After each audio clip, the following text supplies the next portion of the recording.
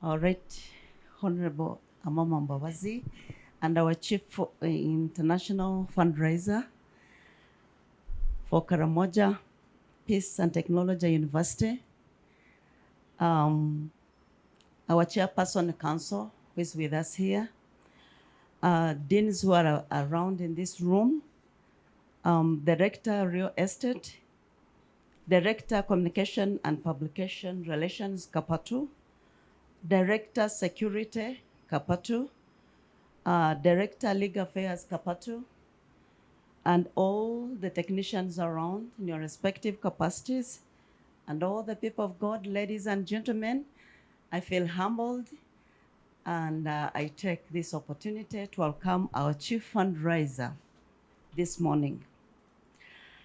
This is a historical day, our Chief Fundraiser, the day of 30th May 2024. It is historical in a sense that we are meeting you, this is the technical team, half of it, that we are meeting you physically as our Chief International Fundraiser to exchange our plans, our ideas, our aspirations, and goals with you physically. You are going to hear from each of us who is before you here, our Chief Internal Fundraiser. And at this particular time, I want to wish all of you fruitful liberations. The one standing here, our Chief Internal Fundraiser, Sister Dr. Kawa Maria Goretti. I am a lecturer in Kyambogo University full-time, senior lecturer, and I'm Quality Assurance Director, but also I'm a president of all the universities in Uganda for quality assurance. And our agenda is as follows. We are going to have a prayer, and then after prayer, of course, registration will be taking place. And then we're going to have our introduction, individual introduction, so that you get to know who is before you here, Honorable. And then after that, we are going to have communication from our Chair Council, who is present here. And after that, we are going to give us some remarks, also from our Chief Internal Fundraiser. We're going to give us some remarks. Then after that, we are going to have a presentation from our architectures and our BASA. And then after that, we are going to have discussion and reactions and way forward combined. And then a vote of thanks. That is the end of our agenda. May I ask Madam Beatrice, please, to lead us into a prayer. Thank you. Let's humble ourselves and we pray. Psalm 118:24. The beauty of the day is not that it is new, but that we, the people, are being made new. The glory of the day is not that it makes a change, but that we are being changed. In the name of the Father, the Son, and the Holy Spirit. Father, we thank you for the day that you have made. We shall rejoice and be glad in it. And we thank you for this vision of KAPATU. We thank you for every member that is here. And Lord, we invite you that you be in our midst. And Lord, you guide us that whatever we deliberate on is acceptable and you glorify your name through the actions that will come from here.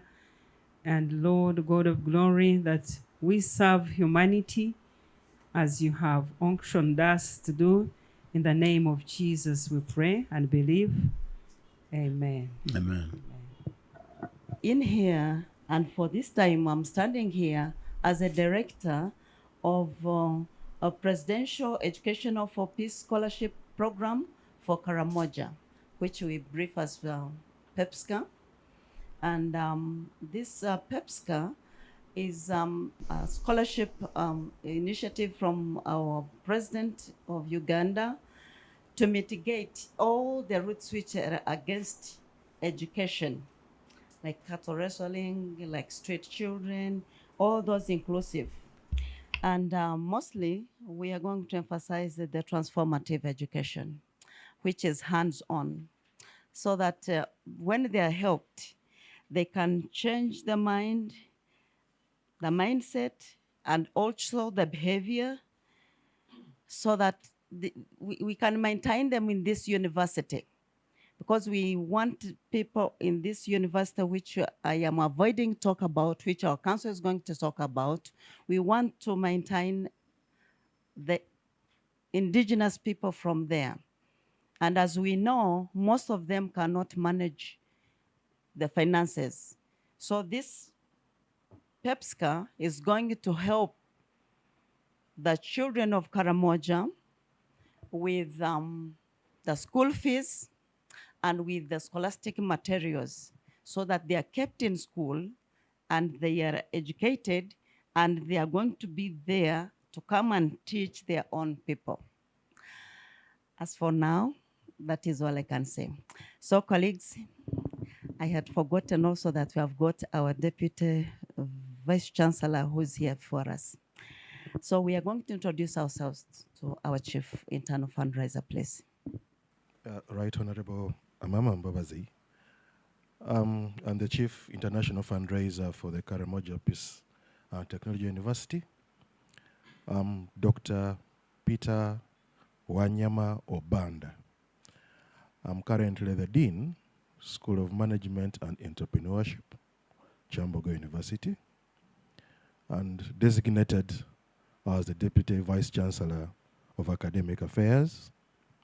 Currently, undertaking the development of the PhD in Peace Studies and the Master of Philosophy in Peace Studies. However, on behalf also of the technical team, allow me to extend or to, through you, appreciate His Excellency, the retired General Yoweri Kaguta Museveni, who is the founder of KAPATU, for giving us this opportunity to participate in transformative education for Karamoja. We are indeed very grateful. I've been requested to introduce everybody on your behalf. Immediately on my right here is Assistant Inspector General of Police, John Garuye Nduguje. He is the Deputy Director of Security designated for KAPATU. After Sister is Mr. Henry Charimpa, the designated University Secretary. Miss Beatrice Chamazima, Senior Administrative Manager of KAPATU.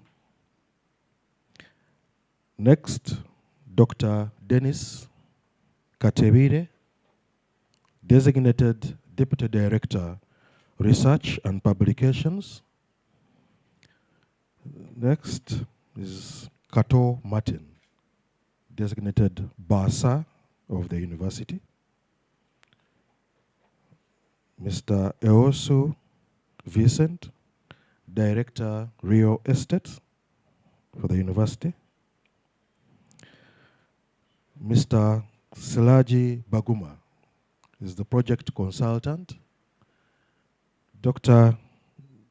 Joseph Baguma is the Dean of the Medical School. Dr. Anthony Mwije is the Deputy Dean for the Faculty of Agriculture. Dr. Godfrey Wagonza is the Dean, Faculty of Education. Loitakori Everest is the Director, Legal Affairs. Mr. Adam Walusimbi is Director of Communication. Then we have technicians. Nkambwe Mustafa is moved out. Oh. And then Kakonge Ronald. Yes, Timothy Osiel is the KAPATU Documentation Officer.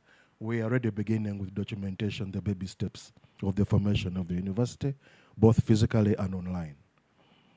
And lastly, I think I'll request the Chairman Council to introduce yourself and maybe make your remarks and invite the Chief International Fundraiser to address us. Right Honorable Amama Mbabazi and our Chief International Fundraiser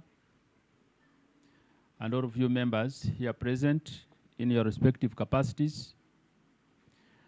I would like to first of all thank you so much for accepting to take on the role of raising funds to establish this particular university.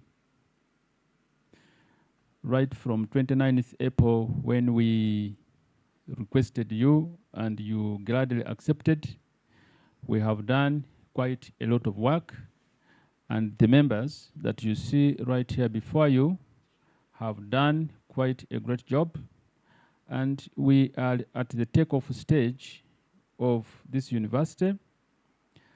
Briefly, you remember, Right Honorable, that when we met and we informed you of the decision to start the university, your question was, the challenges are so immense, how will you do it?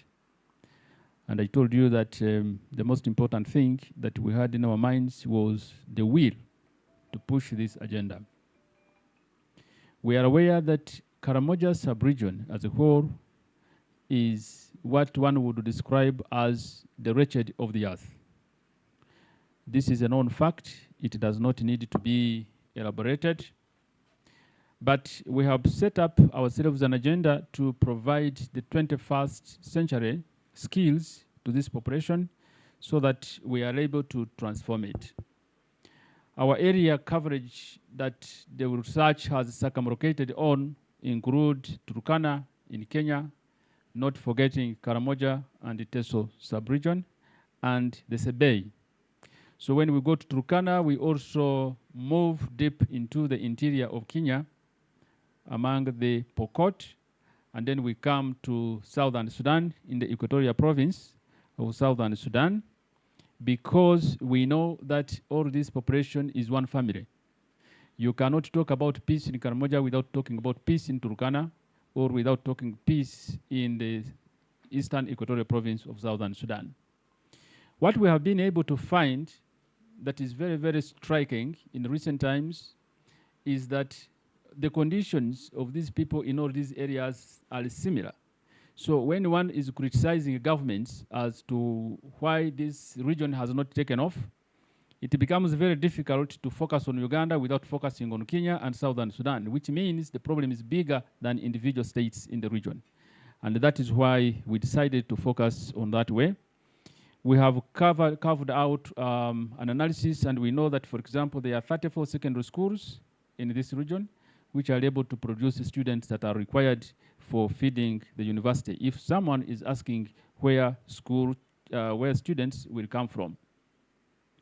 We have also been able to establish that there are so many teachers in that region, and so our School of Education will be able to address that. But we are also quite aware, acutely aware of the abject poverty in the area. And so when we are talking about the challenges that are ahead of us, we have equally prepared to be able to tackle them through a special program known as Presidential Education for Peace Scholarship for Karamoja and Ateke region. This initiative, Right Honorable, is a brain champion of the Vice President of Uganda. When we were thinking at the initial stages on how to bring it up, this is what she proposed, and we captured it, and we've been able to prepare for it. So we are really ready. It is an initiative in which we shall be able to go out and look for money wherever we can, put into the funds, so that we are able to support children right from nursery up to the university level. So if the government is thinking about the ways of getting students in school and keep them until they finish, this is a solution that we have been able to do. Right Honorable, as you are aware, this is a special initiative where this university is going to be a tripartite between the government of Uganda, and His Excellency the President has gladly accepted to be our Chancellor, the Catholic Church led by Kotido Catholic Diocese, and the Catholic Royal Society International. We have been in the jungles trying to make sure that we do everything possible to make sure that we are set to go. Right Honorable, I can gladly tell you that where we have reached, we have been cleared by National Council for Higher Education, and we have been given a letter of interim authority. This is why we thought that we needed to do what we are supposed to do as professionals and come to you at a time when we have done the right things. And so we have got enough facilities in terms of teaching facilities like buildings and so on. The bishop yesterday, the bishop of Kotido Catholic Diocese, Right Honorable, I can announce that he gave us a vehicle to start with, a motor vehicle, in addition to buildings to conduct classes. And the respective deans will talk a little more about it. So we have been able to sign documents that are supposed to be signed. The only missing signature is the signature of His Excellency the President. Because unless he signs, since we have a joint program, we cannot move. So part of what we'll be requesting you, Right Honorable, is to reach out to the President and request him to append the signature so that we are able to move. The justification for this region, Right Honorable, we have been able to study this region and we have discovered that for 194 years, that is a long time, this place has been left to lag behind. Right from 1830, when Uganda first got into contact with the outside world. The first were the Khartoumers in 1830 from northern Uganda. Up to this day, this place has remained backward. And so to be able to bring it up to speed to where everyone else in Uganda is, that is why this team has been able, they burn candles, they do every sacrifice that they can to make sure that we push it up. From 1986, Right Honorable, when NRM took power, Karamoja sub-region was the only one included in the 10-point program. That gives you the picture of why this government thought that Karamoja was an area on which we should focus. But the question that we have tried to resolve is, why is it that after 38 years, we are still talking about Katora Soling? What didn't go right? And that is what this team of scholars, of committed people have decided to address as a way of supporting government to bridge that gap and be able to bring it up. The question of PEPSCA is very critical. Presidential Education for Peace Scholarship Program for Karamoja and Atekeri is very, very critical in the running of this university. Right Honorable, this is not an ordinary university the way you hear, for example, about Makerere University. This is a very peculiar university that is inclusive in structure. Inclusive in the sense that, for example, you can't just wake up and enter Makerere University. There is an admission criteria. That admission criteria for entry into Makerere University is designed to exclude certain categories of people and allow others. We have left the door open and structured the university because we think this is a tool for purposes of promoting transformation.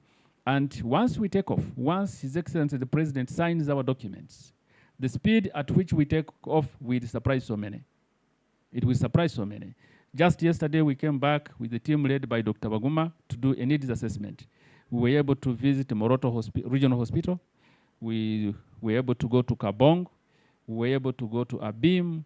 We have been able to go to Matane Hospital to establish the situation in terms of the health, for example, where KAPATU would come in with our health programs. And we have discovered that the situation is dire. If it was a patient, if that region was to be compared to a patient, we would say that the patient is in an ICU, and we are not sure if that patient can come out.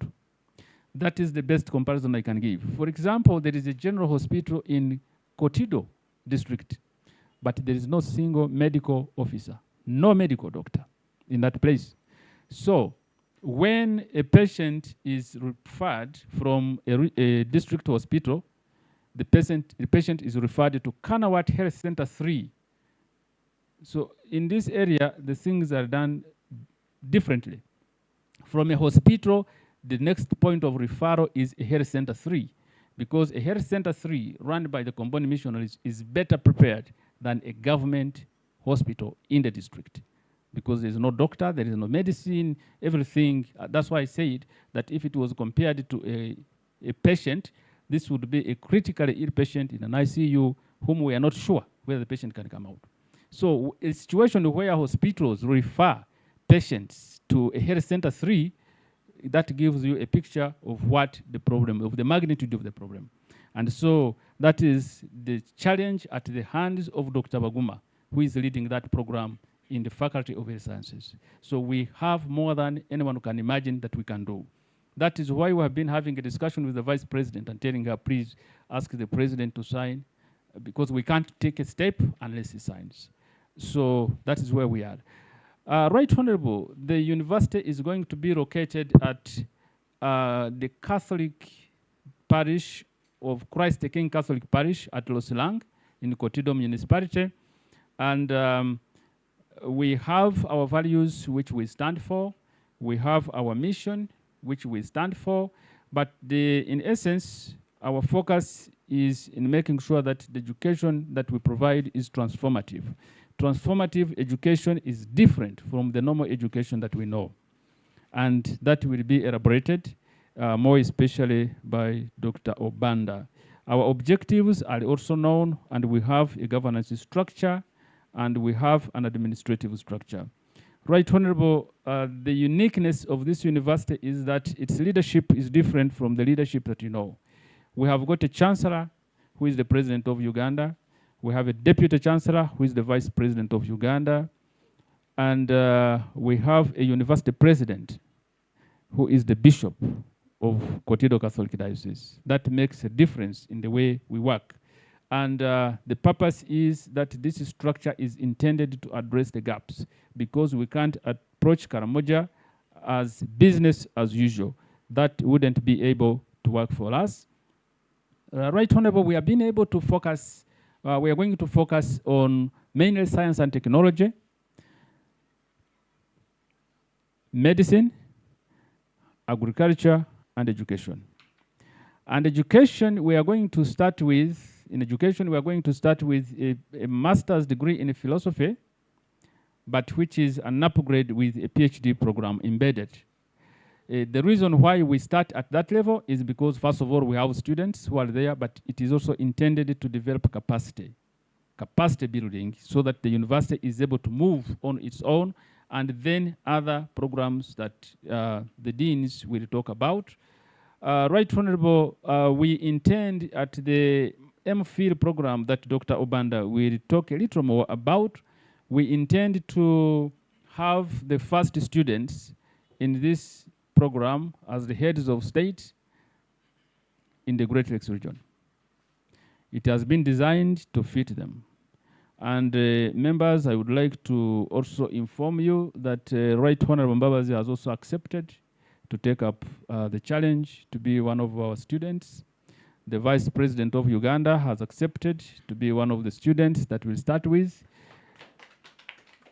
And she assured us she's talking to the President of Uganda. I'm sure he will. And the President of Uganda will help us to reach out to the other leaders in the region to be on this program. The purpose is that the piece that we teach, the piece studies that we conduct in this university are designed to address specific challenges in this region.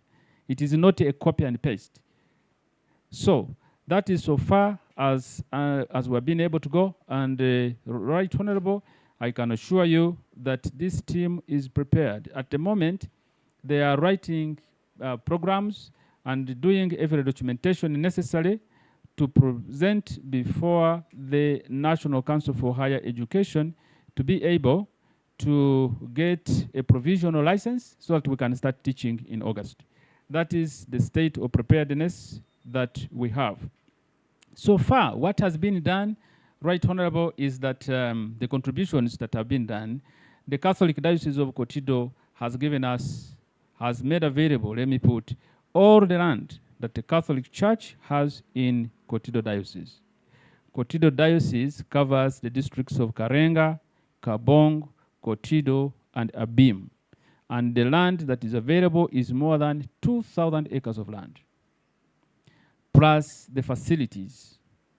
And why we say we have sufficient facilities, for example, now is that we have been given Kanawat Health Center 3 that Dr. Baguma will talk about to be upgraded to a general hospital and then upgraded to a 5-star teaching hospital, and also be able to provide super specialized medical treatment so that our leaders, everybody in Uganda does not have to spend time and money flying out, but we have the services here. And this, Right Honorable, we are ready to do. The second one is that the Catholic Lawyer Society International has been at the helm of this, doing everything possible, using every resource that we have. Right Honorable, I can inform you that we started conceptualizing this project with the Assistant Inspector General of Police in Ndunguse so many years back, as early as 2014. We have been at this. Whatever we have done has been part of it. And our team leader, our team research leader was Dr. Dennis Asimwe. Dr. Dennis Asimwe, I would like you to stand up. Dr. Dennis Asimwe is a scholar, is an author, and is a specialist in research, and he was our senior research consultant while we carried out all this research in the Karamoja region, and that is why we were able to achieve all this. So we have put in every resource that we have at our disposal, getting money from our pockets, especially from our professional services. Like Ndunguse is privileged to be an advocate of the High Court of Kenya and also the High Court of Uganda. So whatever legal fees he gets, he puts in this project. Whatever legal fees I get from here, we put in this project. Mr. Chalimpa Henry here, whom you see, we have come a long way. Just try to explain to you how we have been working. Whatever resource he gets, he makes sure that he looks at the needs that we have, he puts in. Reason is because we are convinced that this cause deserves to be attended to. And we cannot wait because we know it. And we have a responsibility as Ugandans to our country. Each of these professors, Right Honorable, that you have seen here, has understood that method of work.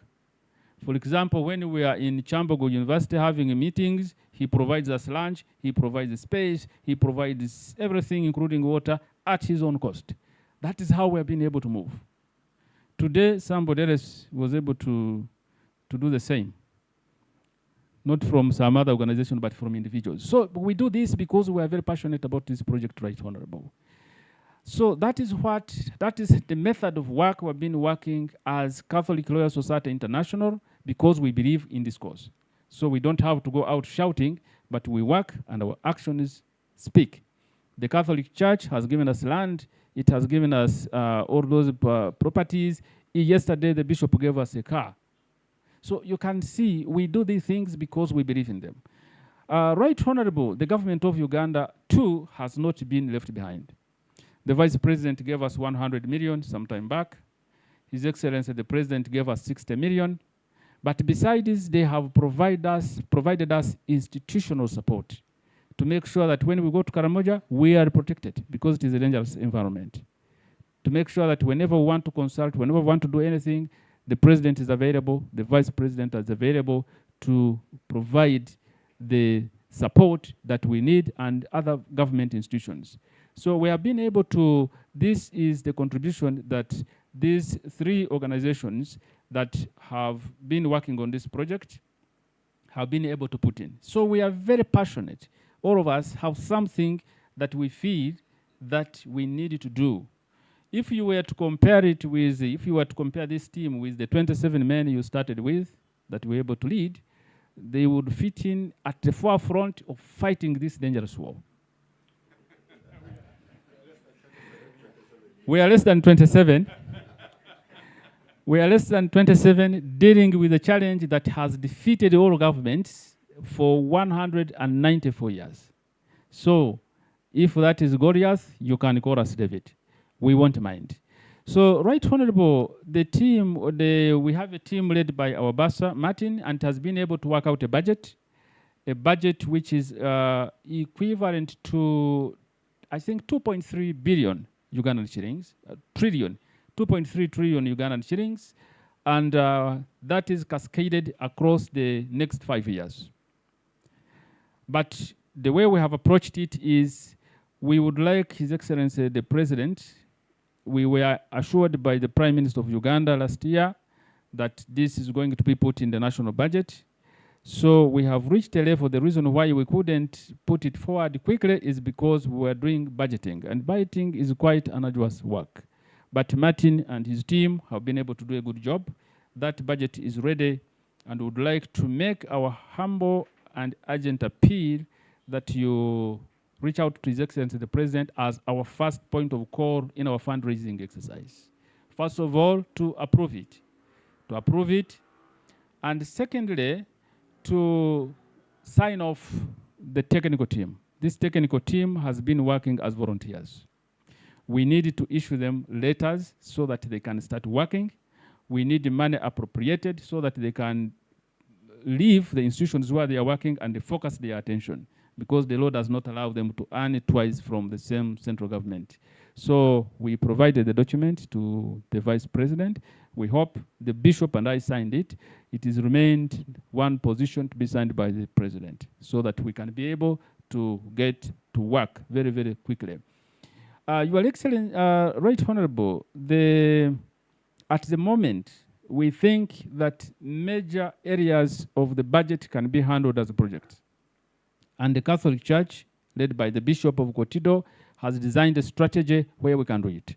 We are talking to various donors, various funders, and many have agreed to take up, for example, the Faculty of Education. We shall get somebody to build it. It's a one-off, so that sorts out our problems. The Faculty of Agriculture, we have somebody who can easily build it. That will be a solved problem. We are going out to Europe, led by the Bishop, to get in touch with the central leadership of the Vatican to see how best we push the project that we have conceived in the Faculty of Health Sciences. So I think we are doing well. What we would like to request to you, Right Honorable, is that His Excellency the President should help us, and we need it urgently, to get 30 billion. 30 billion will be able to take care of the wage bill, the non-wage bill, and the scholarships. And we are acting in a mode of urgency because we have to begin teaching in August. So given the challenge that we have, we would like to get, we can understand if we're delayed by anything else, but not this. We know that His Excellency the President, as our founding Chancellor and as a head of the state, he can be able to realize this money so that we are able to deal with it, with the rest later. Right Honorable, we had planned to have a function on 14th of June this year, but we have not been able to get feedback quickly from His Excellency the President. And the way time runs is that we may not be able. We may have to rethink the date depending on what His Excellency the President will tell us. So these are the issues. This is the general brief, Right Honorable, that we would like to share with you. In order to have that done, we made out a budget for that function that we intend to do.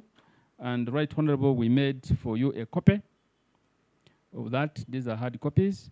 We wrote to some organizations. You will read them at your leisure to see what we have done so that those organizations can be able to support us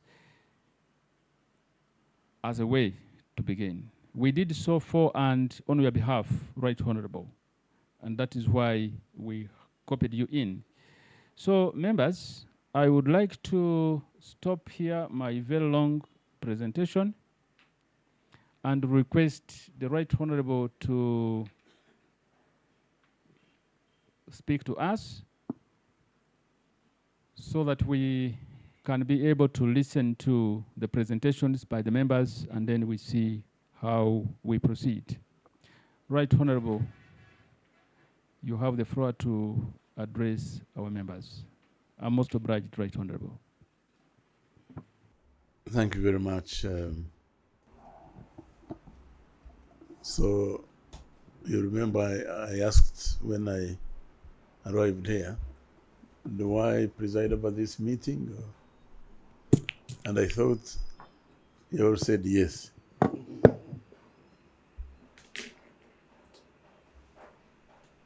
So as we were moving on, I was just trying to understand how presiding over a meeting like this works.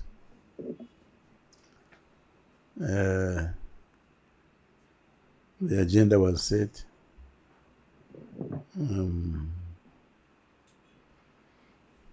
All things have been done. I have not studied some of these.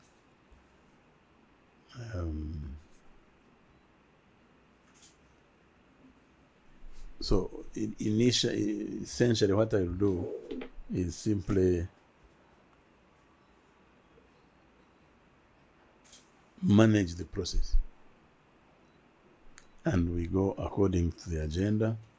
So I am happy to sit over this important meeting and discussion. You heard I'm here in several capacities. The first one is that I'm already a student.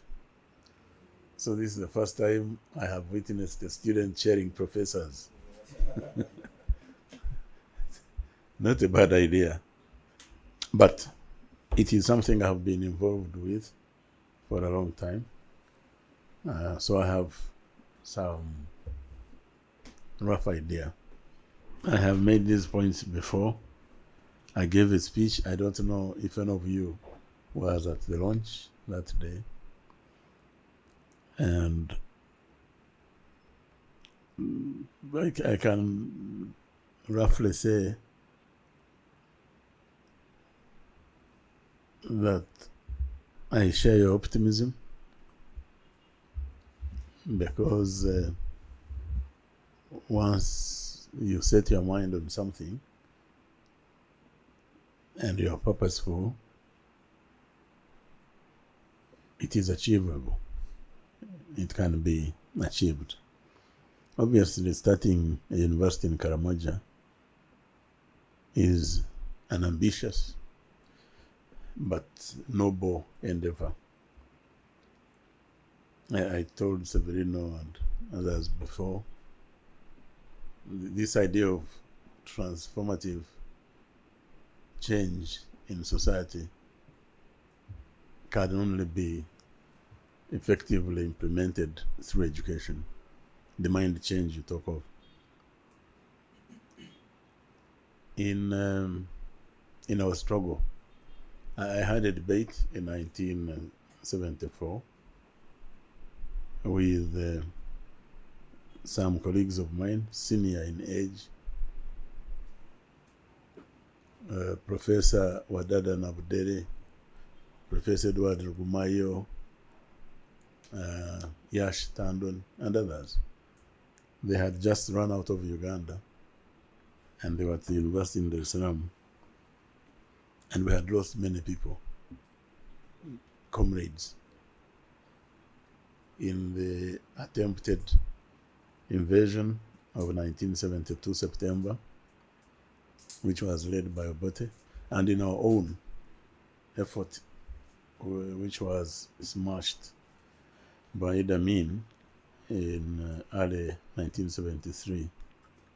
Those of you, I don't know if any of you are old enough to remember that, the public executions, there were public executions in Uganda, actually everywhere, in Kabale, in Mbarara, in Fort Portal, in Mbale, in Jinja, in Golo, here in Kampala, at Katwe.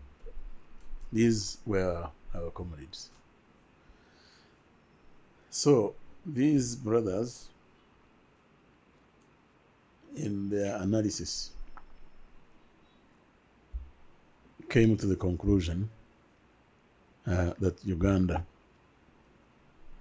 was not ready for the kind of revolution we were pursuing.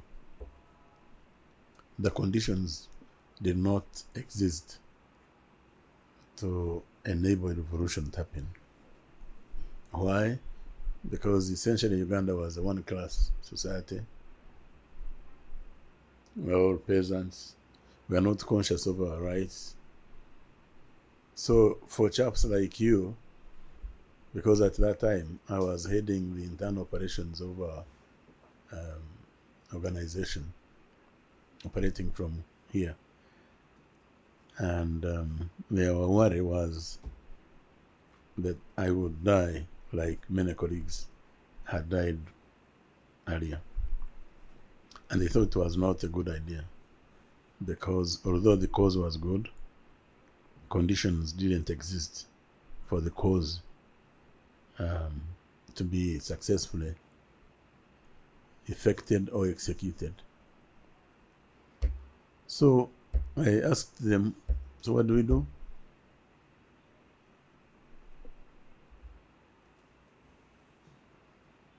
Do we wait for conditions in Uganda to develop which are conducive to revolutionary change? If the answer is in the affirmative, to whom do we assign the responsibility to create those conditions? Idi Amin, because remember Idi Amin was in control. So the debate we had at the time, I think is still a valid debate today, and especially in respect of the point about Karamoja, its condition, and the obvious need to take all steps necessary to bring about change in that society there. We, as NRM or as a movement, we have had many names. We committed ourselves to bringing about a revolution. Revolution means transformation of conditions in our society so that people live better lives. And our approach was wholesome. We really wanted to not leave anyone behind. In 1968, Obote had made the statement that Uganda cannot wait for Karamoja. We will continue to develop, because you see, under colonial rule, Karamoja was treated as a zoo. And there was a big game reserve, but in it were people, and they were treated as game. So that's why one of our points, our 10-point program, was specifically addressing Karamoja. We are committed to bringing Karamoja to the same level as other societies in Uganda, so that we would move together. And education is the obvious tool that we know would be most effective in bringing about that change. So it's an ambitious program.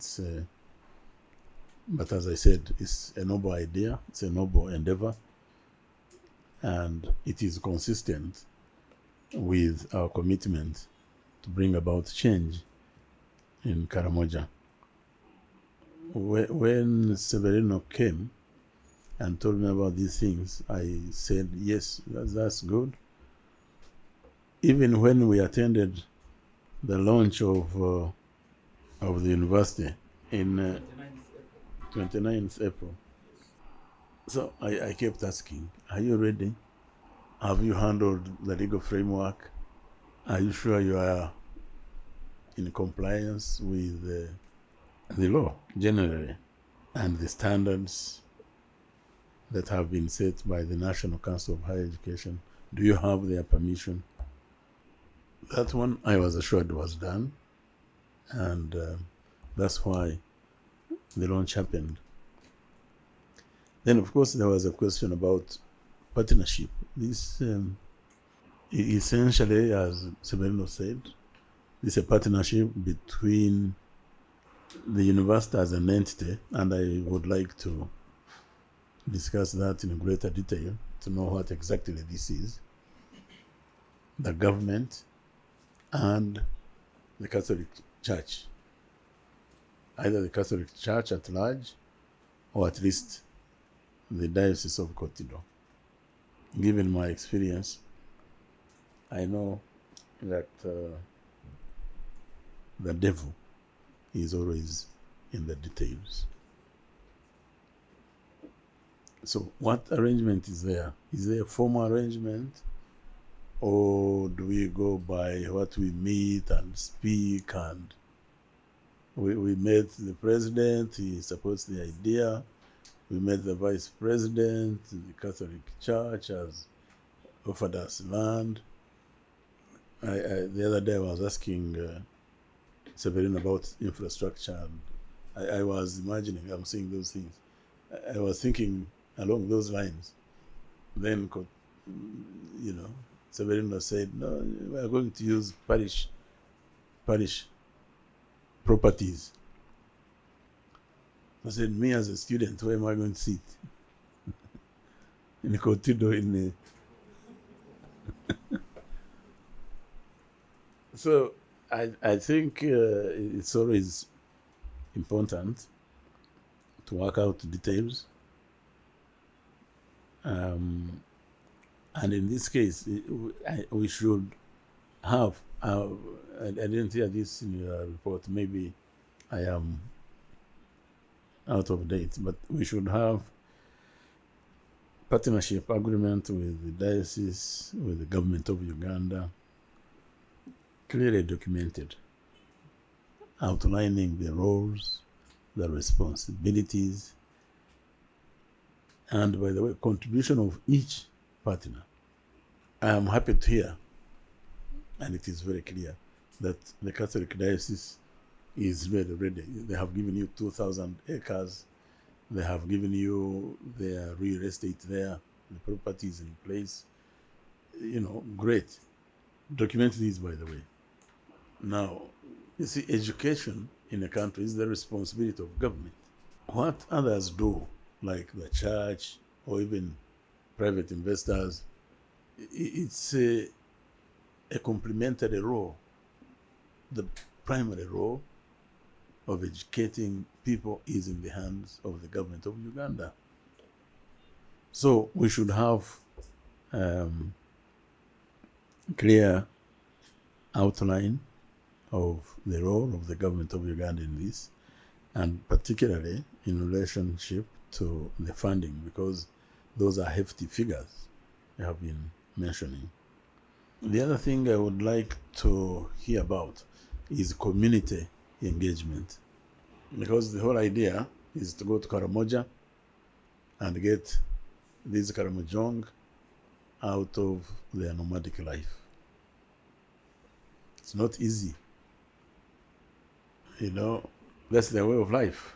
You can't come suddenly and say, you guys change. It will not happen. It's through engagement with them, discussion with them, to understand their problems, their needs, for them to understand the possible solutions you are proposing.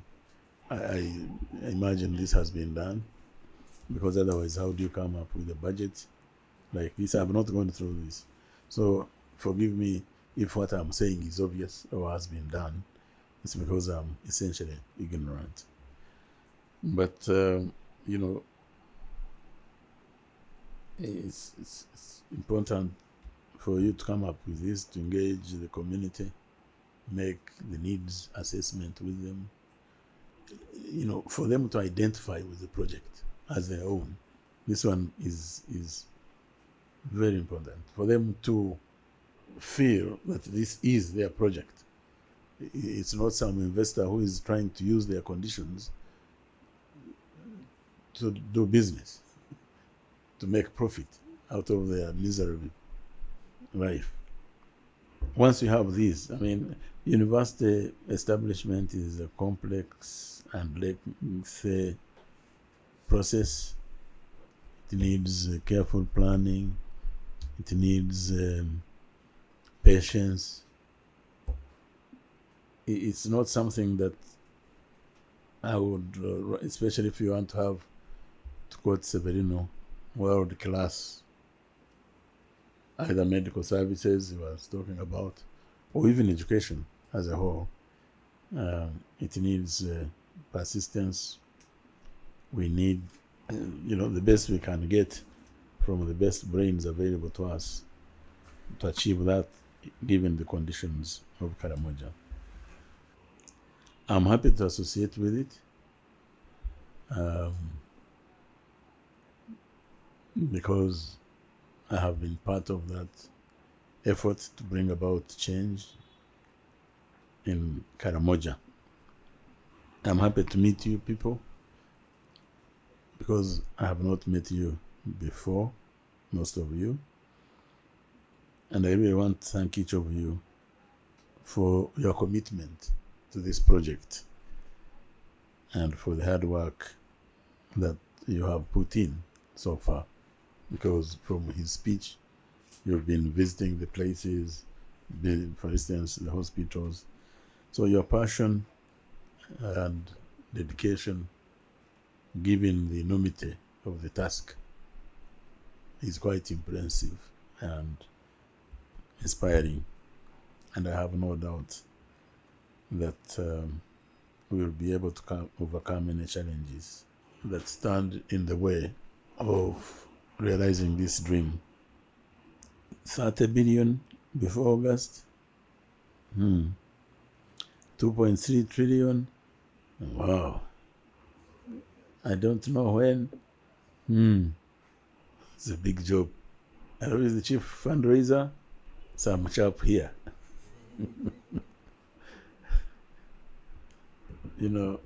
Secure funding for the university's development. Of course, from what I said a moment ago, we already have sources, government, so we need to engage them to get a specific commitment from them about this. We have the Catholic Church, and I heard you mention the Vatican. The Vatican used to be a major source of funding for activities in the church here and elsewhere in the world. But I'm afraid conditions, as you know, have changed, and I'm sure they could help. But of course, I suppose you have worked out what other universities do. Other sources are tuition, fees, donations, grants, and things like that. And we need to sit down to plan sustainable strategies on how to build this, because even grants and donations you can actually work towards. You don't sit there and people take notice of you and say, here is a grant. It may happen that way, but it's not reliable. So I think in terms of fundraising, that is something that we need to discuss in greater detail and plan. I have been involved in fundraising for a long time, for many projects, and from my experience, you can only succeed if you are well organized. So this is planning. So we have to sit, plan, strategize, and draw a program of fundraising. Give ourselves timelines, give ourselves the amounts we require at any given time, so that when we talk about funding, we're actually realistic. We have an idea about what we are able to raise. So really, that's all I want to say. Just to, maybe I should have made these remarks either in the beginning or at the end, because I'm sure that the presentations we are going to make, which will be, for me, the first time to hear, I have addressed many of the issues that I have in mind. Thank you.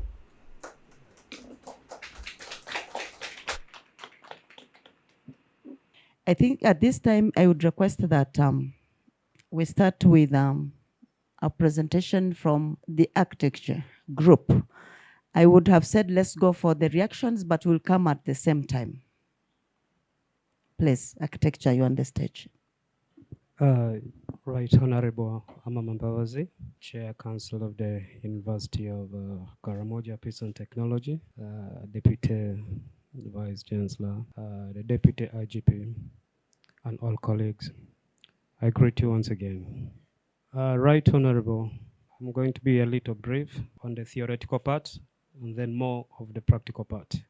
I am Vincent Eosu, Director, Real Estates, Karamoja Peace and Technology University.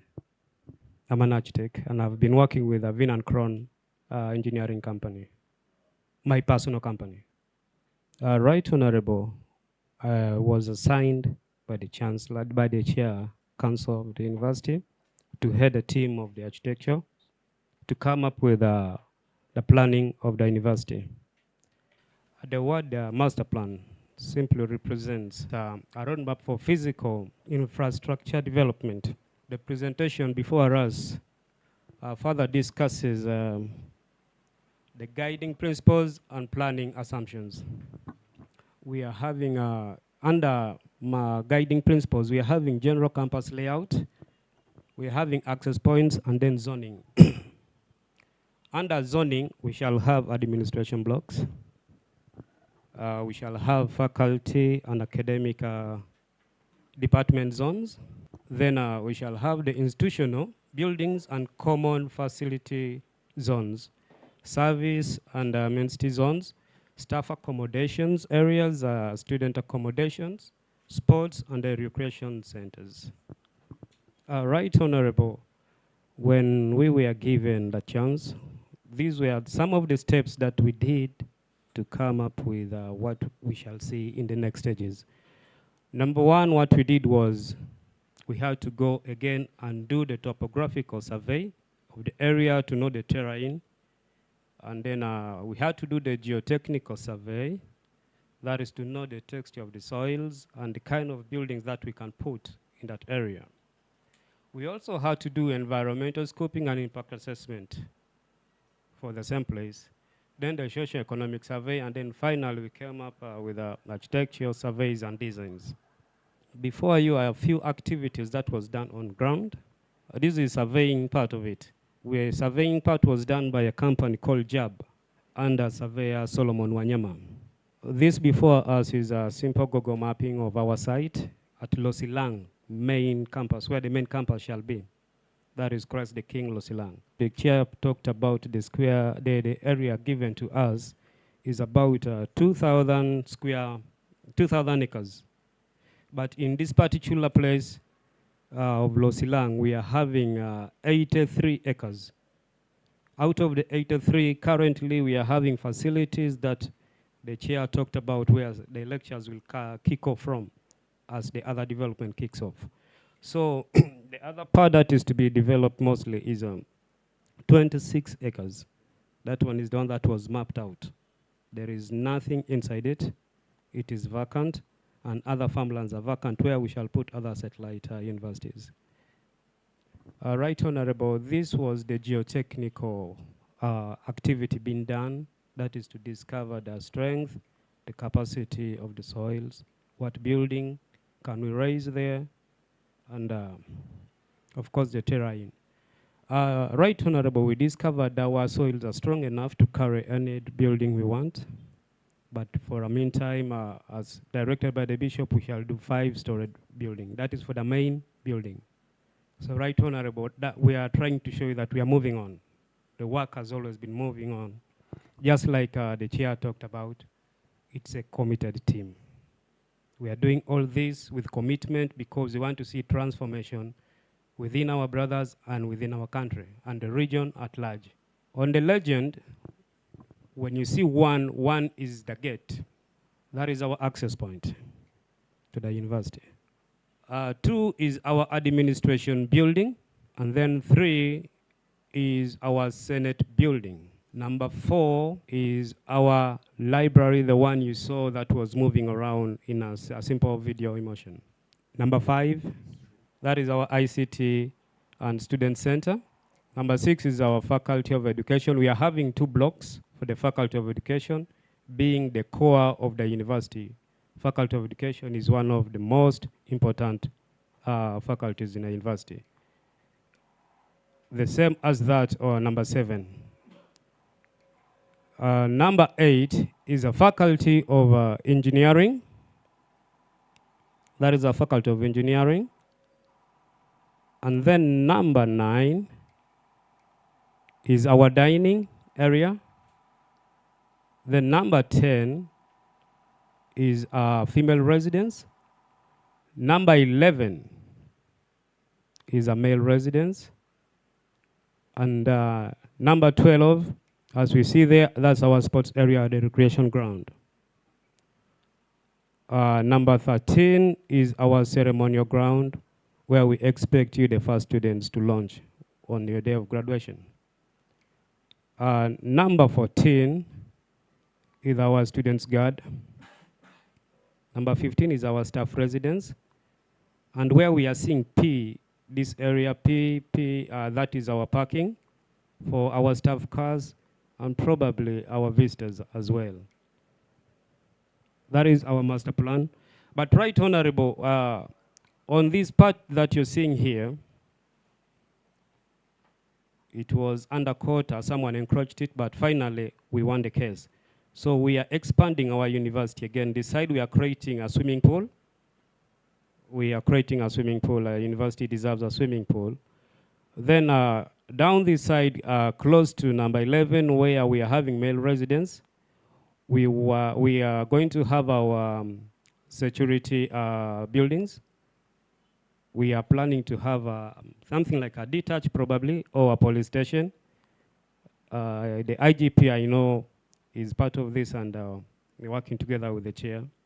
And we also need you in our team to guide us where necessary. So Right Honorable, this is our master plan for now. We are going to move into a few structures. This is an overview. It's like an isometric view of the master plan. Right Honorable, these are some of our proposed structures. This is our administration block. Our administration block is going through some bit of panel beating because we want to make a very iconic building that describes Karamoja and the university at large.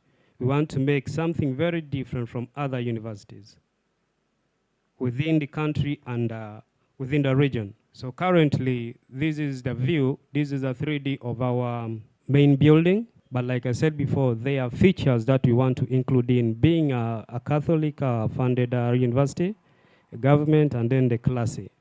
We want to put in the Greek and the Roman architecture to be part of that. Currently, that is American architecture, but we want to add on features that will suit it to favor what we are doing. Before you is a Senate building, and this before us is our library that we saw rotating around. This library will accommodate, it's going to be a public library, meaning anyone who wants to get information can easily access it. These are the side elevations of the library. And then this is our student center that we saw in the master plan number 5. These are the elevations of the ICT center. Right Honorable, this is our Faculty of Education. These are the elevations of the Faculty of Education. It is having 2 floors.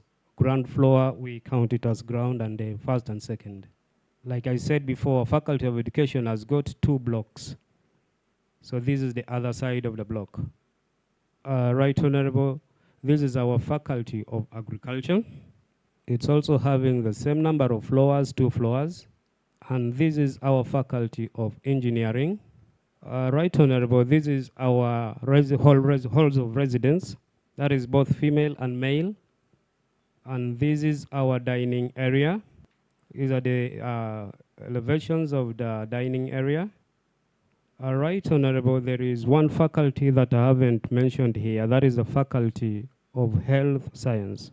The Faculty of Health Science is in the health center that was mentioned, Health Center 3, Kanawat, is where we have designed a health center. If you go through Google, there is a clinic called Mayo. That is where we are doing our benchmarking from. Mayo Clinic is here. So that's where we are doing our benchmarking, because we are planning to have a 5-star teaching hospital in Karamoja. This is we are planning, like our chair had given us that motivation. It's a 100-year plan. So whether we are alive or not alive, but we have to achieve this 5-star hospital in Karamoja. Thank you, Right Honorable. Right Honorable, the consultant, construction management, is going to give a brief word concerning our buildings. Thank you so much. Like I said, my name is Raj Baguma Kanyesije, and I'm managing partner of Warake and Company. I was in government for 25 years, implemented projects. Ordinarily, I'm a trained management consultant, project management, accounting, and audit. I was brought on this project, I think it's hardly 2 weeks ago. So I'm also picking some of the historical things that have been done. But one, I want to appreciate Right Honorable and the team for allowing me to also add a voice and maybe put a brick on making Karamoja. I believe Karamoja, there is more we can get out of it, and I believe the way you see Dubai, everybody running to Dubai, we can make Karamoja be one of our places equivalent to the Dubai we see today.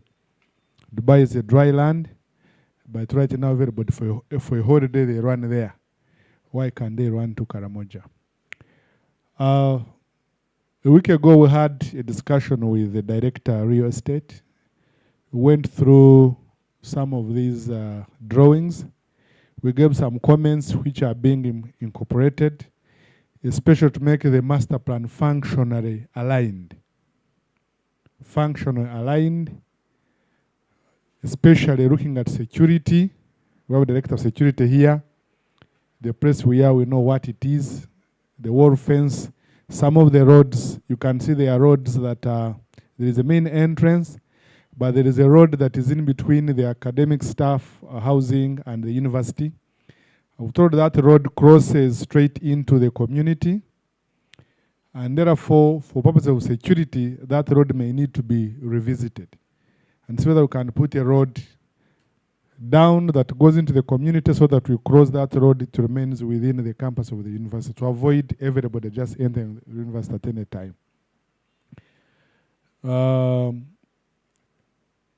We also talked about, if possible, if you are going to make it an international university like it is, we may not necessarily have parking on top of the on the bare floor. As we put up the buildings, can we have some parkings under the buildings for purposes, one, saving space, but also the place is too hot. When people come out of their classes, they are going to enter their cars. You're going to find them too hot that it's unbearable condition of maintaining the cars there. But also, there was a proposal to put up a parking tower, but we thought it may not be necessary. But we need to optimize the space that we have. The 2,000 acres being talked about are sparsely distributed. We are told we shall have around 13 teaching centers at every parish within the Kotido parish. And therefore, we need to have a very strong internet connectivity that connects between all the centers so that when the lecturer is in one center delivering, people in other centers can pick. But infrastructure alone may not deliver the university. Right Honorable, like you indicated, this is a very ambitious project, true. We must do a lot of planning. And when we met, there is a small document I've shared which I had started writing until they told me to come for this meeting. We need to take cognizance of the, I would call them, if you go to page 4, the critical success factors, and I think the Right Honorable has talked about them. Planning. Sister, thank you so much. You put some emphasis on them. So that we align strategy with the vision, with the community, and able to move in the right direction. If the chief in fundraiser, international fundraiser, is look for money internationally, they need to see these things aligned and coherent. And some of the project documents I had asked, which I hope will get along the way or we'll need to develop. For example, the project plan. We are doing these very good designs, which are very important. But we must have a project plan that talks about how are we going to sequence the activities we are doing. Like when the chair council came to me and said we are starting a university and we are starting teaching in August, I was in the same shoes like Right Honorable saying, are you sure we are ready to go and teach? And he said yes. But then, if you don't put up a project plan that aligns the critical success factors to the environment, the risks we are facing in this project, we are here talking very well. God knows when we will be here or not here. Some things may end along the way. But if it is well written with the proper plan, even in our absence won't stop the project from continuing. The other item I wanted to talk about briefly is he talked about Karamoja having left out how many, 190? 194 years. But have we done an analysis of what caused that? If we did have done, we need to do a mitigation strategy so that we don't repeat the same thing. We do a risk matrix. We develop a business case that if you went and presented this, for example, the Bill and Melinda Gates Foundation, and he feels convinced that he can put $10 million in that project, that would make the chief fundraiser work much more easier. If we are going to the Vatican, we have those documents that communicate. A business case, we need to have, last but not least, a project charter. A project charter is a document that keeps everybody aligned on what they are going to do. And it will ensure that whoever is doing whatever they are doing is linked to the vision which the Chair Council talked about. And this will lead to the governance. And if you go to governance, I was proposing, after listening to the Chair Council, that we may need to have something called a steering committee, which I don't know, I was told that we may need, what do you call it, the task force, which is the supreme body that makes decisions for this project. And like Right Honorable said, this will lead us to having clear terms of reference for each of the parties. The MOU will come out very clear, an agreement that the government of Uganda will do this, the lawyers will do this, the Catholic Church will do this.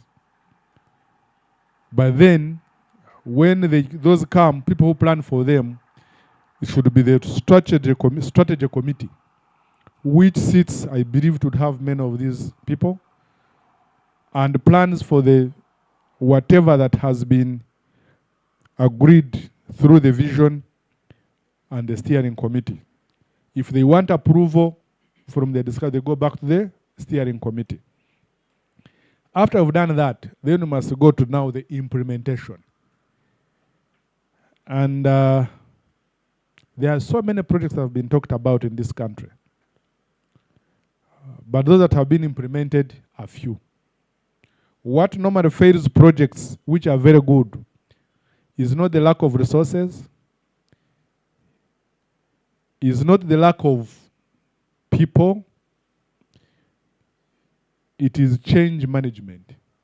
And I liked what Right Honourable said, engaging the community, both in Karamoja and as a country, the political leadership, religious leadership, so that they are all in line. Once you have the implementation team, we are proposing to have at least two arms.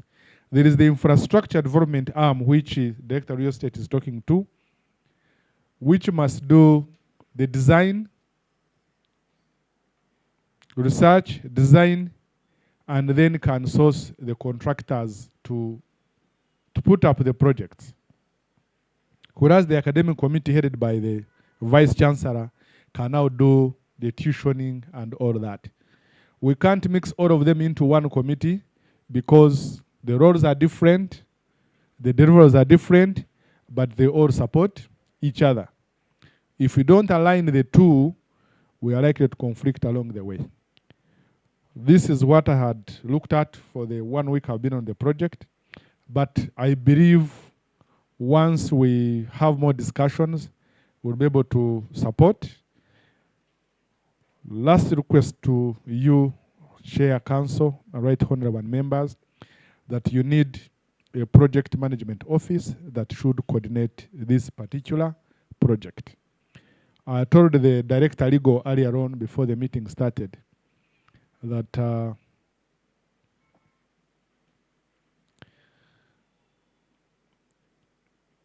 volunteering is good, like I've had many, and thank you so much all for volunteering. But many times people will give what we call spare time. Spare time.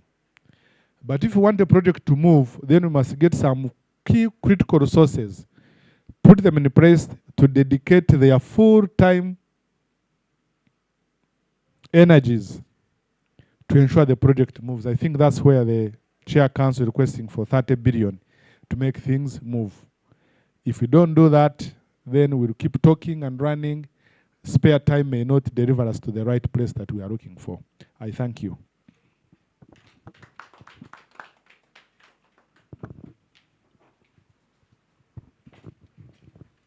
Yeah, Right Honourable Amama Mbabazi, our Chief International Fundraiser. My name is Dr. Joseph Paguma. I am a medical doctor and I specialize in tropical medicine. I was assigned on this project a responsibility of setting up a faculty of health sciences.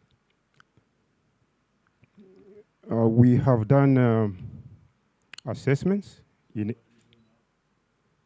I am health advisor to International Rescue Committee. So for the time I've been on this project, university project, over a year now, we have conducted assessments in the region. First of all, to understand the need, but also to build a buy-in of stakeholders. So I've been able to interact with the heads of hospitals, the DHOs, and the other health professionals to be able to look at the need, because the focus of the faculty is on 3 core functions: to train health professionals that acquire the right knowledge, the right skills, and the attitude to be able to serve Karamoja region, the nation at large, but also to be able to generate professionals that meet the key gaps, both at the regional level, but also at national level. And as such, there are key observations we make. One, the region is doing very badly in terms of stress indicators. For example, one health indicator I can talk about is maternal mortality ratio, talking about women who die because of pregnancy or childbirth. At the moment, Karamoja, its maternal mortality ratio stands at 800 per 100,000 live birth, meaning that out of every 100 births, we lose 8 women, they die. This one simple indicator that marks the status of their systems. There is no difference in child indicators. So the situation in terms of the health indicators is very dire. In a contrast with the national indicators, this level of maternal mortality ratio is 4 times what we see in the rest of the country, meaning that while in the rest of the country we lose 2 mothers for every 100 live birth, Karamoja is 4 times. It speaks to the need to address the health needs of the region, because we know that good health is the foundation of development. We can talk about any transformation as long as the people of the region are not healthy. And so we've looked at what we need to do to be able to transform that. We are looking at the role of the university in building the critical human resource that is able to meet the need of the region, but also remain there. Apparently, our discussion at the Moroto Regional Hospital, one of the key challenges, its staffing level is only 34% of what is established.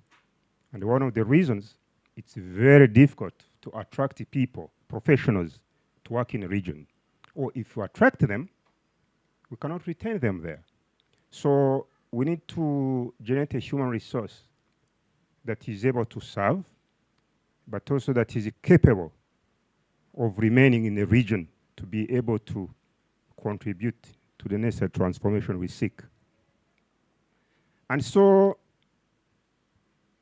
our engagement with the stakeholders, they welcome the idea of the university.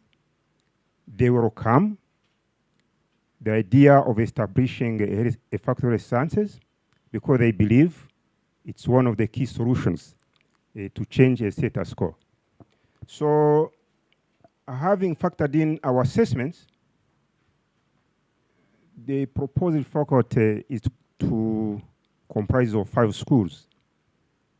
The first school is a faculty of medicine, which essentially will train doctors.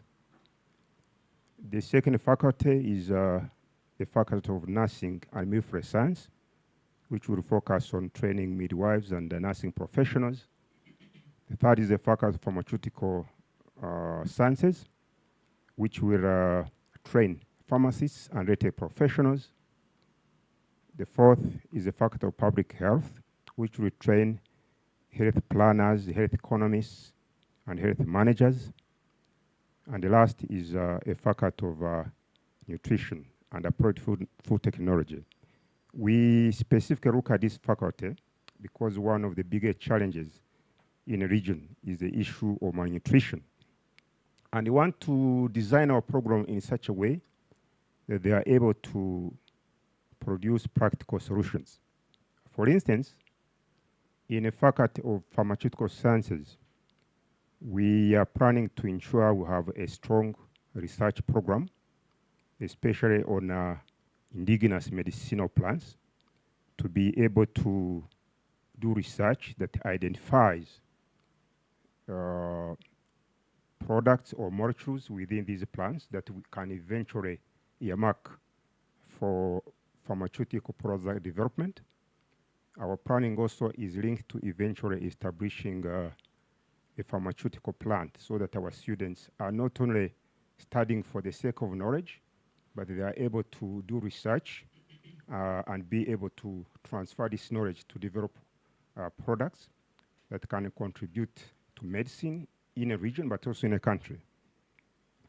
We are also looking at building a very strong foundation of research in this faculty, because one of the challenges we have in medical training is training for purposes of treatment of people. But we want to ensure that we can do strong research, both a basic and translational research, that our students will be able to identify needs in a community, generate solutions, but also technologies, medical technology that can address those areas. So at the moment, our assessment is we have to do a sequential development of the faculty. Like the colleagues, I think, who are doing infrastructure I've talked about, we have to do it in a sequence. At the moment, we've designed a program for a bachelor's degree in nursing and midwifery science. We are beginning with the faculty of science, of nursing science, simply because the current infrastructure is not sufficient to enable us to train doctors, because we need to establish laboratories, we need to establish infrastructure that enables us to do that kind of training. We have basic infrastructure. We have partnership with these hospitals. We want to start training nurses at the bachelor level, those who already have a diploma, to upgrade their skills and give an opportunity to nurses who are in Karamoja to upgrade the skills, but also be able to create right attitudes that can enable them serve in a region. Over the years, maybe 3-4 years, we'll be able to develop a faculty of medicine and then a faculty of pharmaceutical sciences. We believe that the infrastructures our colleagues are talking about will have materialized. And we'll be, of course, developing these faculties based on the competencies and the capacity we have established on the ground. Our primary responsibility also is to be able to generate human resource that will serve a university. It's not easy to attract people to work and stay in Karamoja. So part of the initial students will be training is to give them a capacity to train up to PhD level to eventually turn them into a faculty of the university that will be based there and able to serve. So we have now a program for Bachelor of Nursing Science ready. We are working as a team. We are in a position now to submit this program to National Council for accreditation. And once that accreditation is secured, then we should be able to move forward and look at a possibility of admitting students. So in a brief, that's what I can say. And if there are any further clarifications, we'll be able to respond to that. Thank you.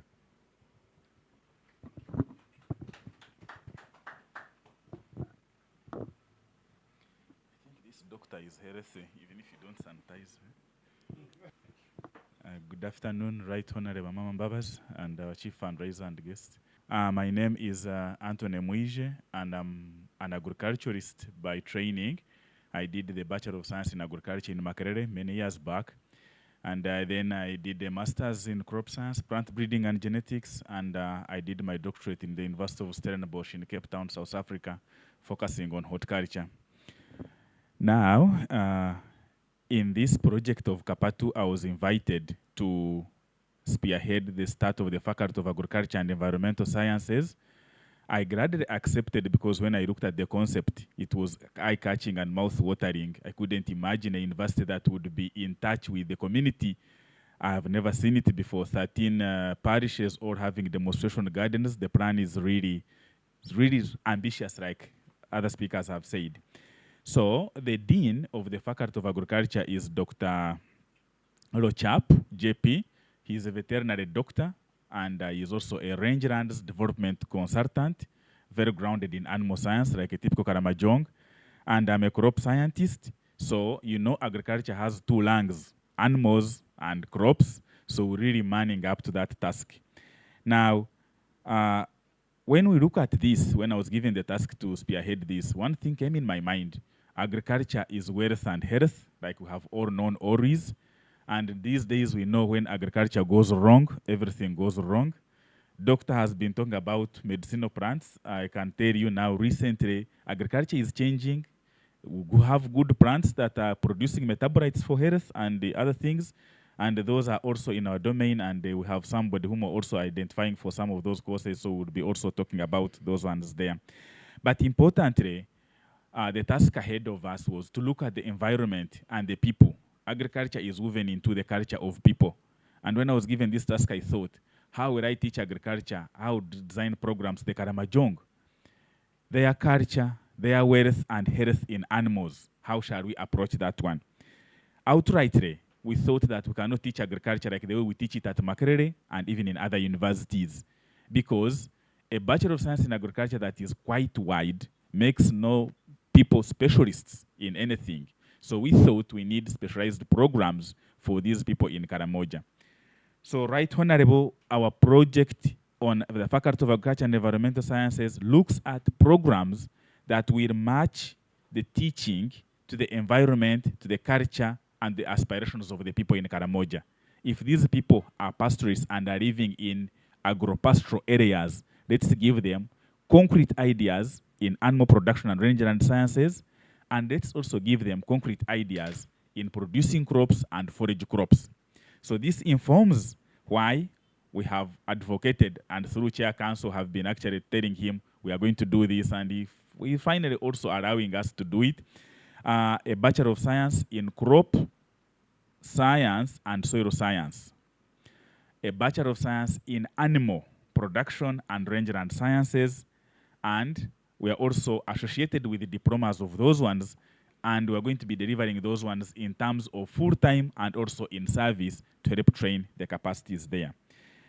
Now, in this case, we'll be thinking of also having courses right now, what we are doing, to have curriculums. We have a team behind that we are thinking and writing the curriculums. And some of the programs that we are dealing with right now are dealing with the advances in crop protection, crop breeding, making our soils, how to keep them. And then importantly, we want to see that we have programs which are hands-on.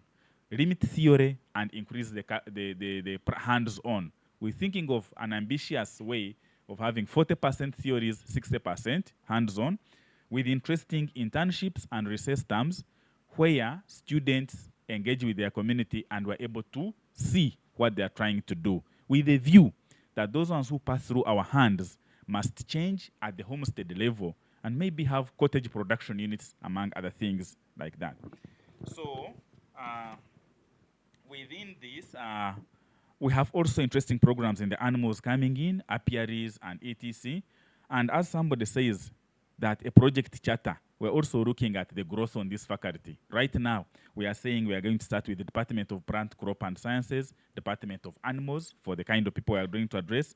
But we want these also to grow into a Department of Environment and Wildlife Services, and later alone maybe have a School of Agricultural Sciences with the crop and animal as departments, and School of Environment and etc. as Department of the Environment. So some of the resources that we have already been told about are already a demonstration garden that is available, and the only missing resources to optimize it to the level we want it.